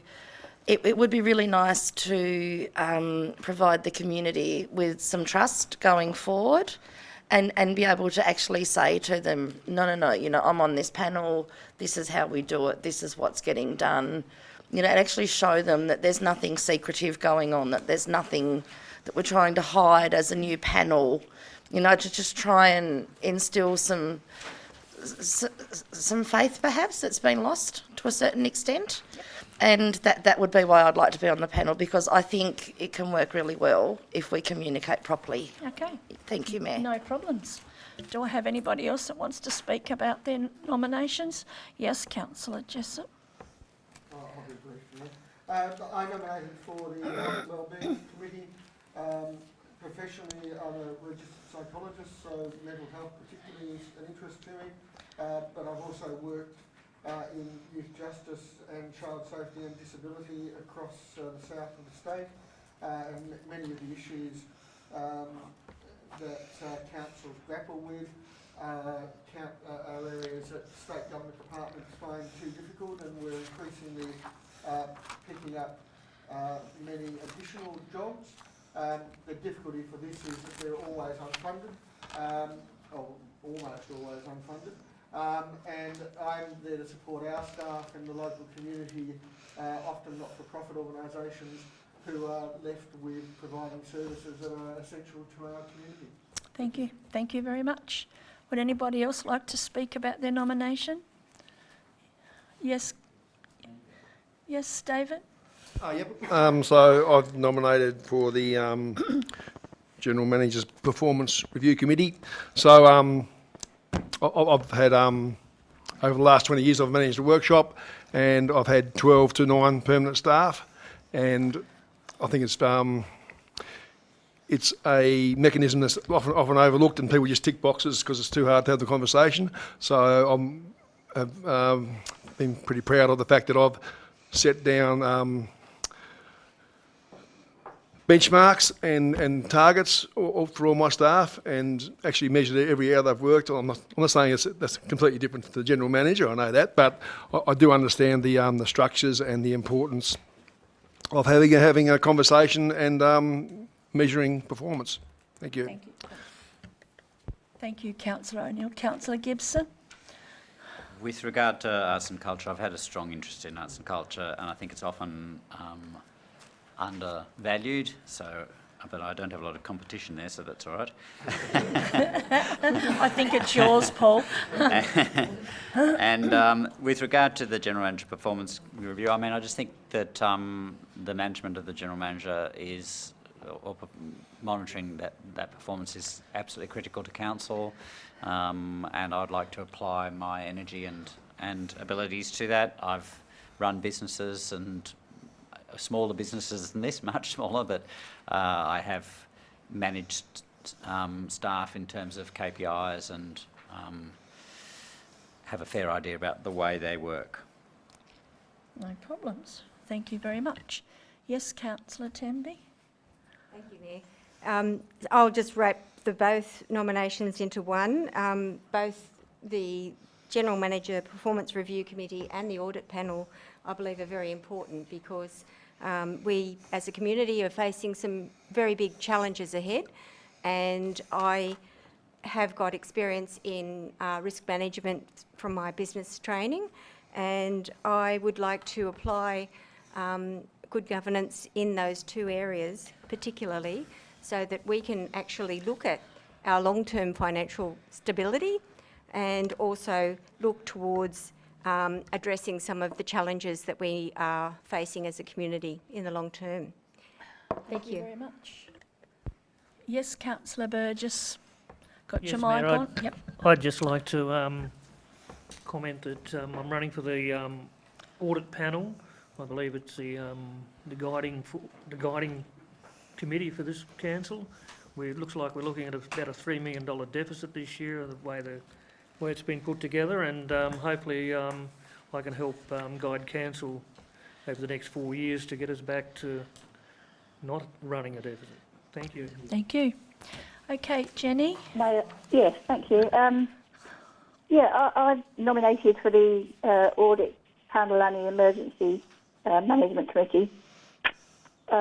With respect to the Audit Panel, I have a legal background, a law degree, and have, well, I haven't practiced, I have been involved a great deal in my career in managing contracts. I've got experience in both internal and external audit processes. Very interested in matters of governance, extremely analytical and logical explain, and I've written complete total quality management documentation for different companies, so I think I can offer, some experience and insight into that panel to assist the extremely well qualified community members on that panel. With respect to the emergency management, it is a new area to me, but it is an area of interest. I'm, as part of my election commitments, I was keen to ensure there are safe places and reasonable processes in place for people in the event of bushfires and other emergency events. Okay, thank you very much for that. Okay. So now, yep. Some adjustments that you should carry forward. Yep. Just make sure recommendation B is going to change because Yep. Paul's Yes. arts and culture. Yep, so there is a change. Yep. Paul. Yep. And Sue has noted the other changes to the appointment, the nominations in C.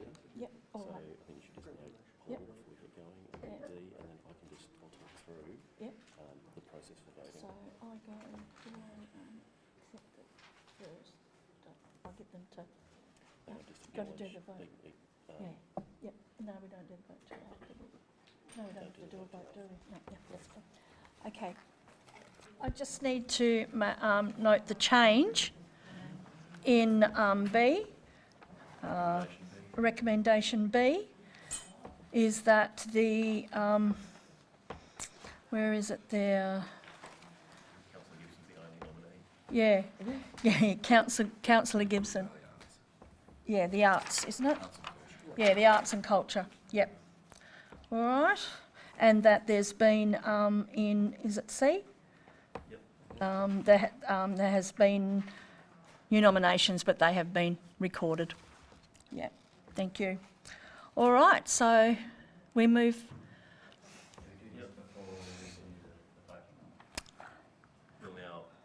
Sorry, through you, Mayor. Yep. So we're about to pass out ballot papers, and I'll just talk you through the process for that. So we'll start with the audit panel, and Sue will go around and distribute ballot papers for each. Voting is done in accordance with the process set out in Section 8.6 of Council's Governance Framework. So voting is a secret ballot. Do not write your name on the papers, and the papers will be destroyed following counting. A valid vote must be cast by circling 3 for the most favoured candidate, circling 2 for the next favoured, and circling 1 for the next favoured. In the event we have a tied vote, we will vote again. I think it's pretty straightforward. Once you've got those, Sue will come and take them. She'll then distribute the next papers and we'll go through.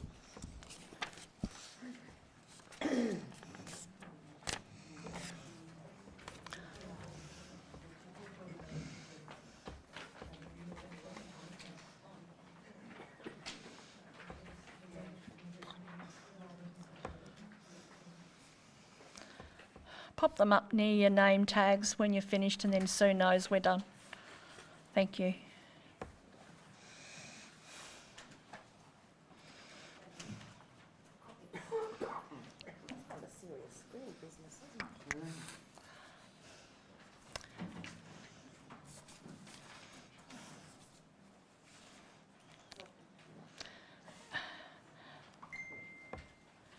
And Councillor Canberra-Smith's vote has come through too. Yep, thank you.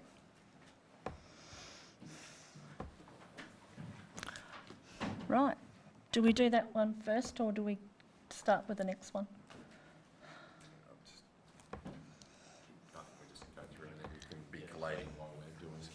Yep, thank you. So this is a General Manager's Performance Review Committee. Thank you.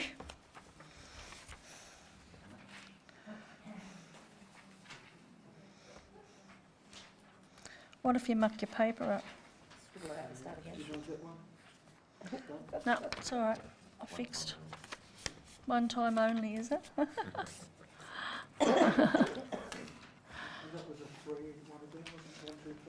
3, 2, 1. 3, 2, 1. 3 Three is your priority. Yes. Yeah, Yes. preference. Two votes. Yeah, that's right. I'm sure. It's like a mug that is there. Blue ribbon, white ribbon.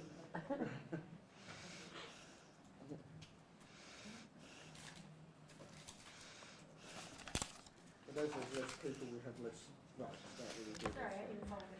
Less people, less votes. And Jenny, you've done your vote? Yeah. No. Yes, Mayor, I have. Thank you. Like if there's only 2 candidates to do 3. Oh, yes. Yeah. Only one.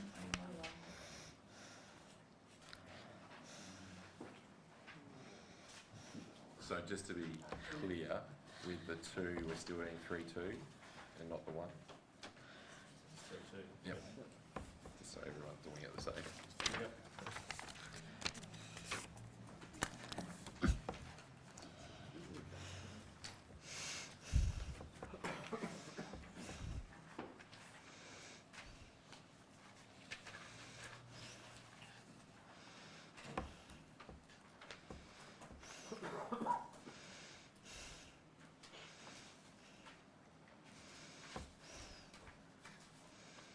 Thank you.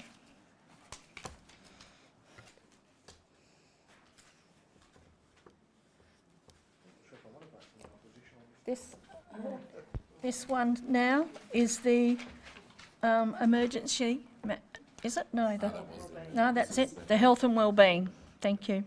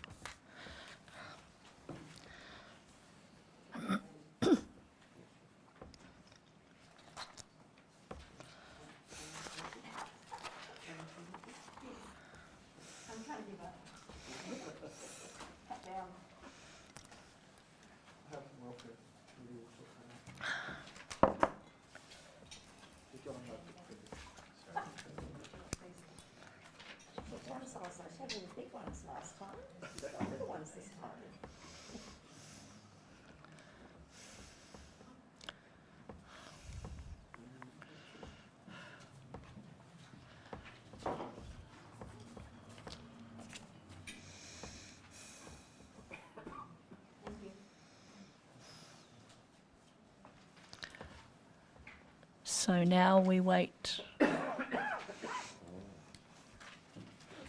patiently for the big reveal.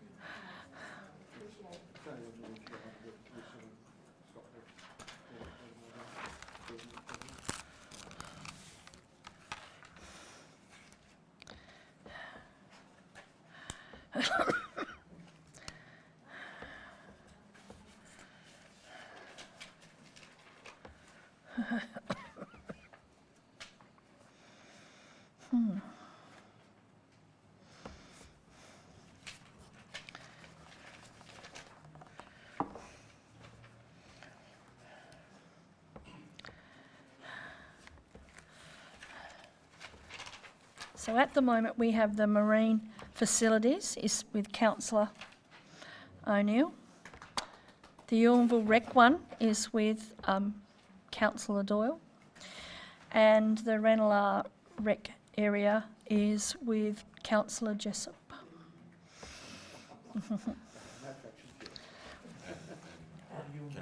Oh, Councillor Gibson's there now on the arts and culture.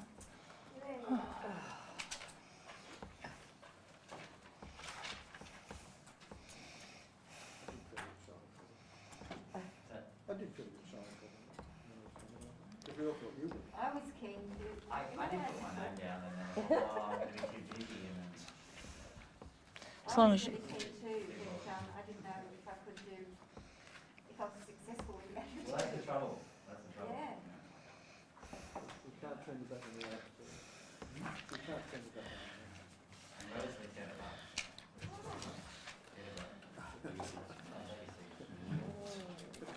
That's good. Better not screw it up.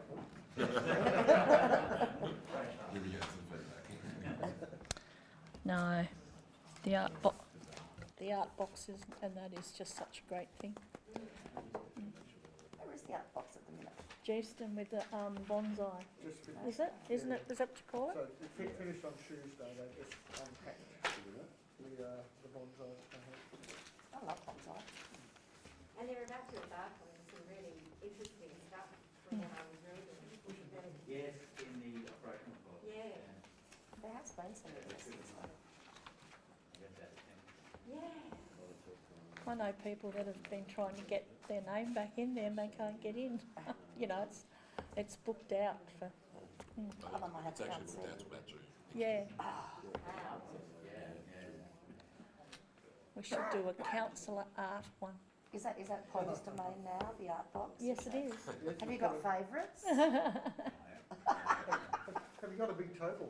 You have to move it around here, like in job, mate. That would save us money, wouldn't it? Yeah. No one with a truck. Careful. It's funny. It's getting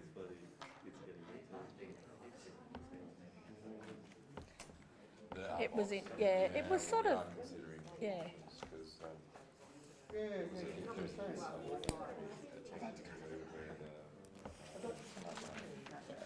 If you go now, we can't take your vote.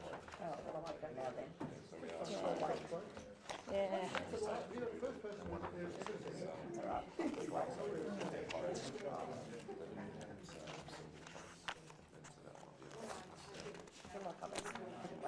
Yeah. Oh, we haven't got much to go. No, it's all right, hopefully. Anticipate that break.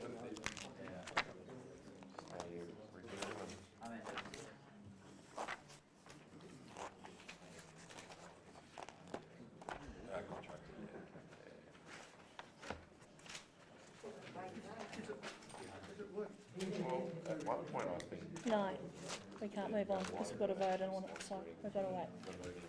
Sorry, guys.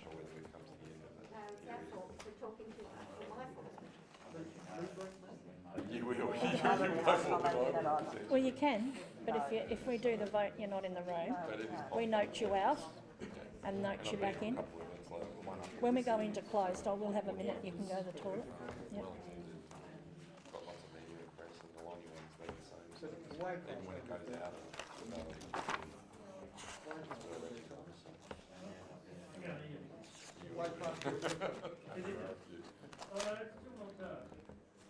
Sometimes I don't get ahead of that. I'm going to go to bed before 1 o'clock. go to bed before one. That's it.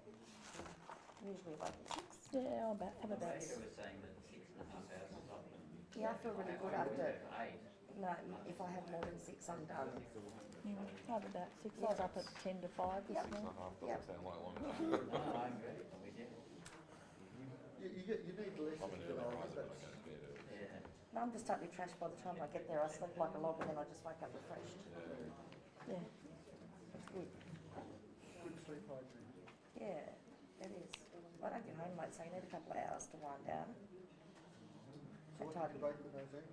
Well, I haven't baked anything yet. You know, just give me 5 minutes and I'm sure I'll think of something. Next council meeting for Yep, supper. yep.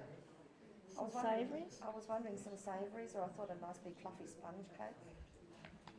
Or some brownies. The whites do make fabulous meringues. They do make fabulous. I'm not really good at meringues. I have to get home to make But I could call in reinforcement because Danny Max is very good at meringues. You don't need any cornflour. So, Nan used to make them because we had cupcakes, and in the days when we were allowed to use Swannies as well. Like going back a while. Oh my God, the most amazing. The most amazing. All those things we've catered for over the period. It's still been okay. This must be riveting for the people at home. Yeah, we're talking about duck eggs. Your mics aren't on anyway. You want to skip forward for this. It's a process. We have to do it. It's sort of, it's the first meeting Yeah. process, isn't it? Then you Yeah. have to do it again. Don't have to do it again. So. Unless someone leaves. Or something.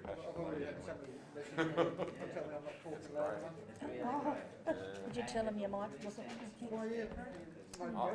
Yeah. Too soft, no? No, you're not. No, you're really not. Maybe there's a bond over. Like iPhones. Oh, it's that white chain. Oh, yeah. And we've got the to be able to support it. We're quite lucky in that respect. I got a few questions and I tried to sort of go around. Gambling on the side. What happens if you don't get nominated for any committee?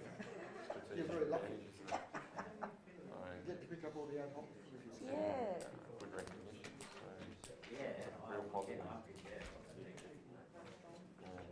Given that I only really had the one.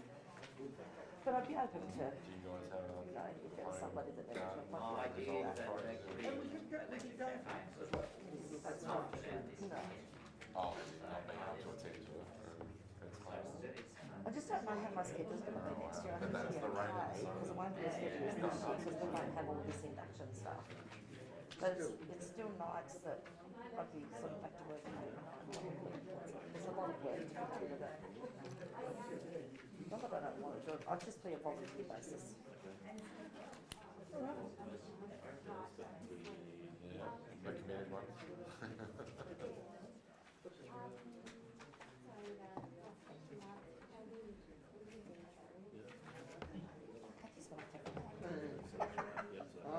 She's got the next 4 years in place. She's got to get Okay, back in order, guys, please.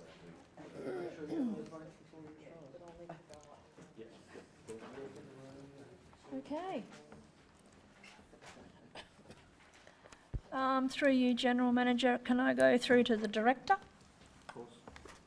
Thank you. Through you, Mayor, we have an election, a successful election on each panel. So I'll read out the successful candidates now. Elected to the audit panel, we have Councillor Burgess and Councillor Thorpe. Elected to the GM's performance review, we have Councillor O'Neill and Councillor Armstrong. Ooh. Elected to the Emergency Management Committee, we have Councillors Burgess and Councillors... Oh, is it just... Just one. Sorry, we have Councillor Burgess. Yep. And elected to the Health and Wellbeing Committee, we have Councillor Jessup. Thank you. All right, I will just read those out again. So we have on the audit panel, Councillor Burgess and Thorpe. On the General Manager's performance review, we have Councillor O'Neill and Councillor Armstrong. On the Yuin Valley Emergency Management, we have Councillor Burgess. On the Arts and Culture, we have Councillor Gibson. On Health and Wellbeing, we have Councillor Jessup. On Marine Facilities, Councillor O'Neill. The Ewanville Rec is Councillor Doyle, and the Ranelagh Rec is Councillor Jessup. So do I have a councillor to move a motion that the appointment of the report of announcement, appointment of councillors, representative and to members of various bodies be received and noted? Councillor Temby and Councillor Armstrong. Do we speak to that now? Or is that just to receive and noted? Okay, so do I have a show of hands in favour of the motion, please? Jenny? Aye. Yep, that's all councillors. And congratulations to everybody that's been appointed to a committee. Well done. A lot of work to be had. Yes. Congratulations. Okay.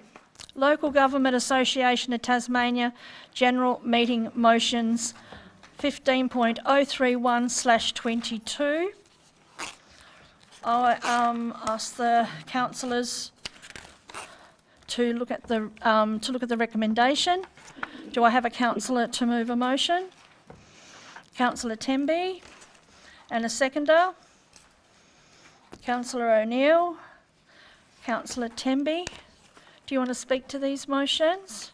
No, thank you, Mayor. I've read the motions and I concur with the recommendations of the officer. Thank you. Yeah, thank you. Okay, do I have any other councillor to speak to the motion? To the motion? No? Okay. All right. Do you need to? Did I get a second? Oh, I did, didn't I? Yep. So, all those in favour, please raise your hand. Jenny? Aye. Thank you. Financial Report 16.016/22. The councillors to look at the recommendation. Do I have a councillor to move a motion, please? Councillor Gibson. And a seconder? Councillor Armstrong. Councillor Gibson, would you like to speak to this report? Well, as usual, the report is nice and clear, and I did have a couple of questions, but maybe we'll put them on notice for next time. One of them, actually, Amy Robinson already asked about the statutory fees and fines. Thank you, yes. So I'll let her take that one. The other one was the question around his note, David's note Q, the $500,000 from current reserves. Maybe the General Manager could answer that question just with regard. I just wanted clarification on that. That was back from a previous meeting, I believe. September 2022 council meeting. Current reserves have been allocated to be expended in the 22-23 year, so there's a whole lot of items there. 4, 5. Well, it says the forecast revision down is due to the allocation of council recurrent reserves. So I guess I just wanted some explanation on that. So that was just a decision last September, was it, to pull some money out of reserves for these things? Yeah, and the paper had some detail, I think, that they were supporting, and that's, I think, summarised. I'm not sure whether you have the page 4. Of the financial report? Yeah, the notable project variations. Have you got that one? Yes, yes, got the list. Yeah, so, I mean, that went to council and was approved, and because it's just, when you take it out of the reserves, it's actually just taking it out of the bank account and increasing our expenditure. There was no increase in revenue, so the deficit. So that's just goes straight on the deficit, is basically what you're saying? It's an increase in expenditure. Yes. Yeah, so there's no corresponding revenue. And does that then decrease our interest, the interest coming in by whatever interest we would have got on that sitting in the bank? Yeah, but we had an interest rate environment that was considerably terrible. lower. I know, yeah. So you will notice in the forecast that it is considerably higher than what we initially budgeted. Absolutely. Because interest rates have moved very quickly back up to support some interest revenue that we haven't accounted for. Yeah. Okay, thank you. Okay. Any other questions? Yes, Councillor Jessup. Thank you, Mayor. Is that better sound? No? You can't hear me? Take your mask off. Can you hear me now? I'm speaking as loudly as I can.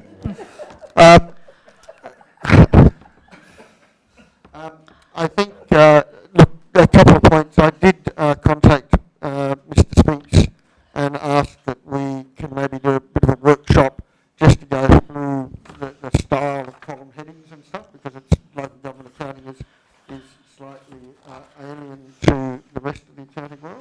detail. But I also just want to make a comment, and I'm trying to find it here, on your term deposit strategy. Make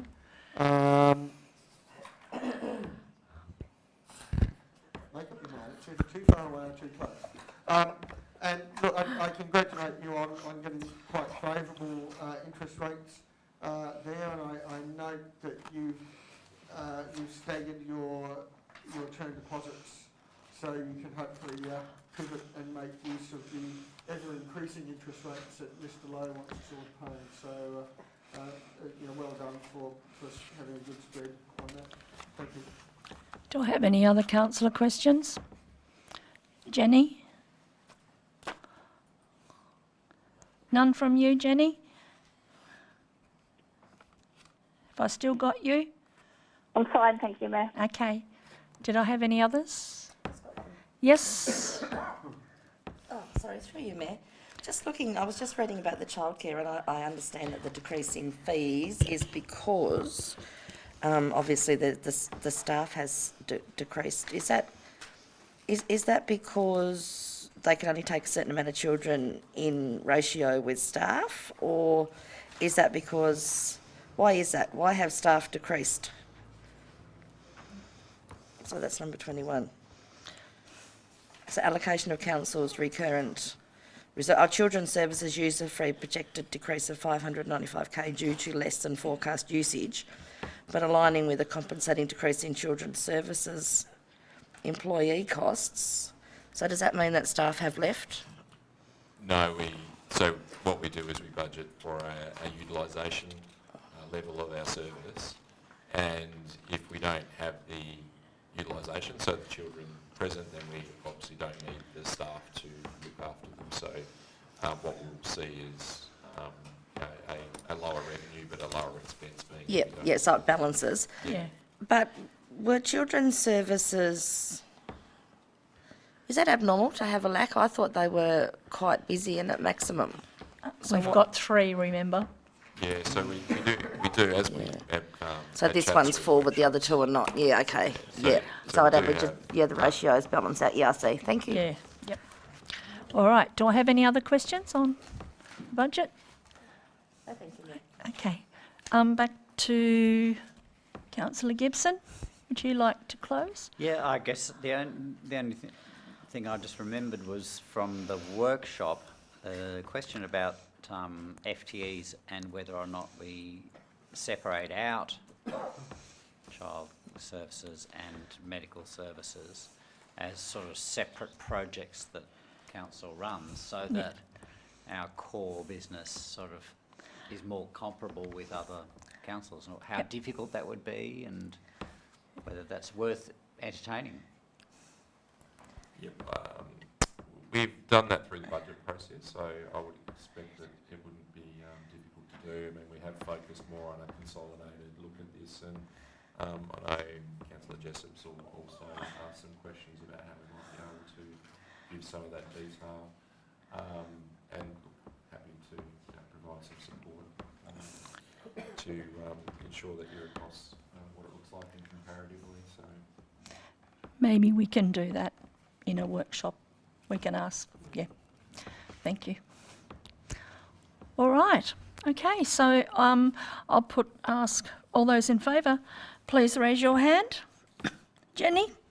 Sorry. Jenny. Aye.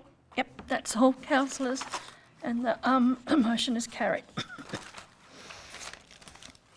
Okay. Status report, outstanding rates. Debtors 16.017/22. I refer the councillors to the recommendation.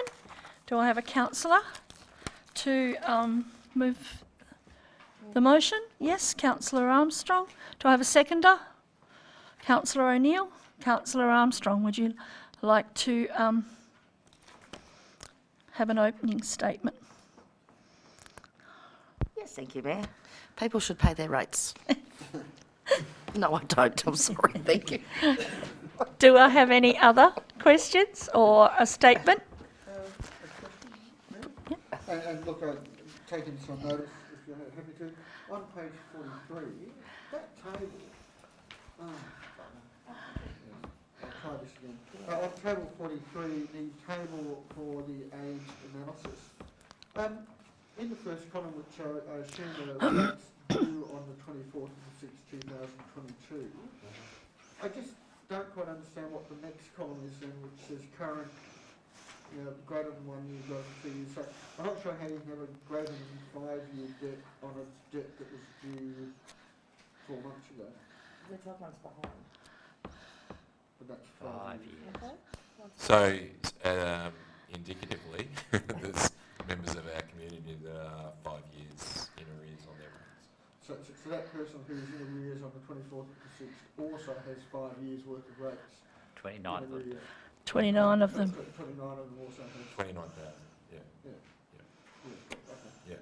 So the idea is, and this is one of the things that we've recently sort of begun sharing, because as you'll see, the trend has been an increase in the balance outstanding. One of the things that council decided was to not enforce rate payment in arrears because of the COVID situation. So we didn't have a resource and we weren't using an agency to recover those arrears.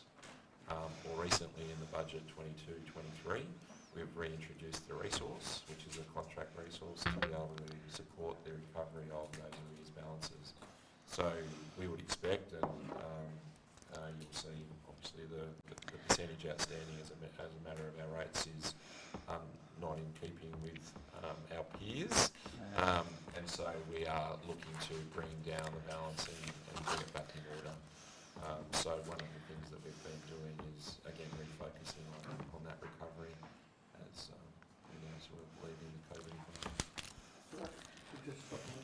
So effectively what you're saying is somebody in that first column, 24, 6, 22, could actually have current rates and arrears and rates in the previous year and the previous year and the previous year. So you've got some people who are clearly serial non-payers.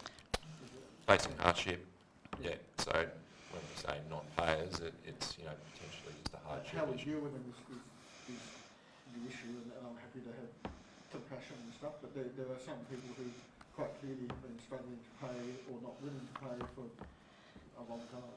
Yeah. Okay. Thank you. Okay. Yes. Through you, Mayor, do we collect information about, do we sort of annotate what the reasons are that they give, or are there no reasons? Just not paid? From the people, yeah.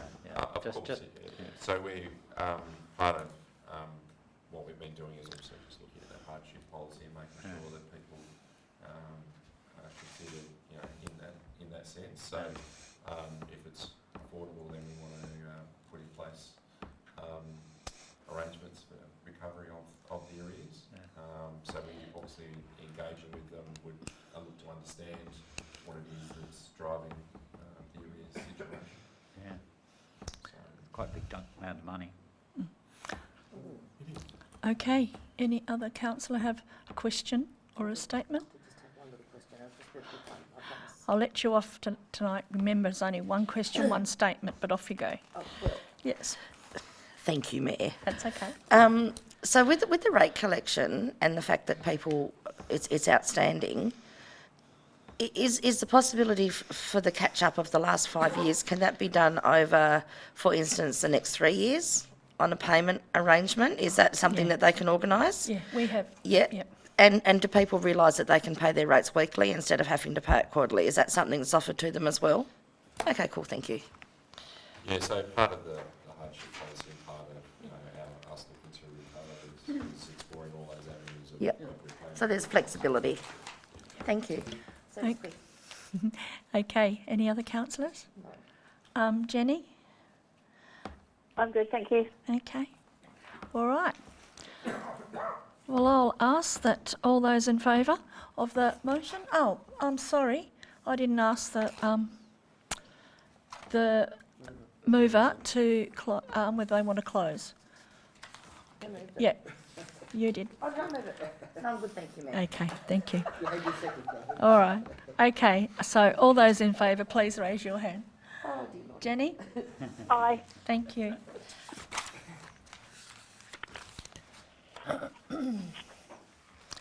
Australia Day Awards 18.003/22. I asked the councillors to look at the recommendation, and then do I have a councillor to move a motion? To be move a motion. Sorry, and a seconder. Yep, Councillor Burgess. So Gibson and Burgess. God, okay. All right. Councillor Gibson, do you want to speak to, have an opening remark? I think this looks very sensible.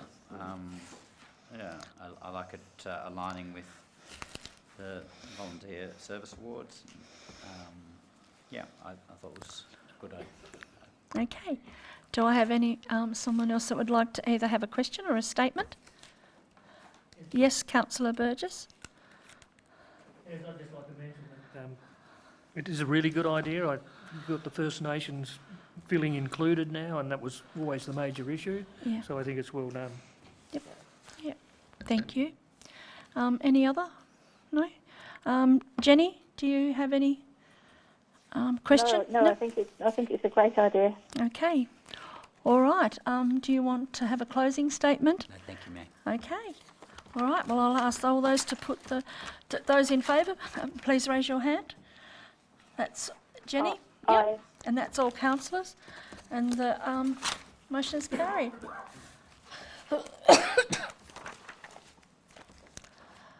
19.026/22. Then the meeting now be closed to the public at pursuant to Regulation 15 of the Meetings Procedure Regulations to discuss the following matters. Now, I have to, because I've lost all my stuff. Oh, yes. Yeah. So we've got the confirmation of the minutes of the 19.027/22 last closed council. So do I have a someone? And doing both together? Yep. Okay. Yep. Yep. No, yes, and 19.028/22 January Ports closed council.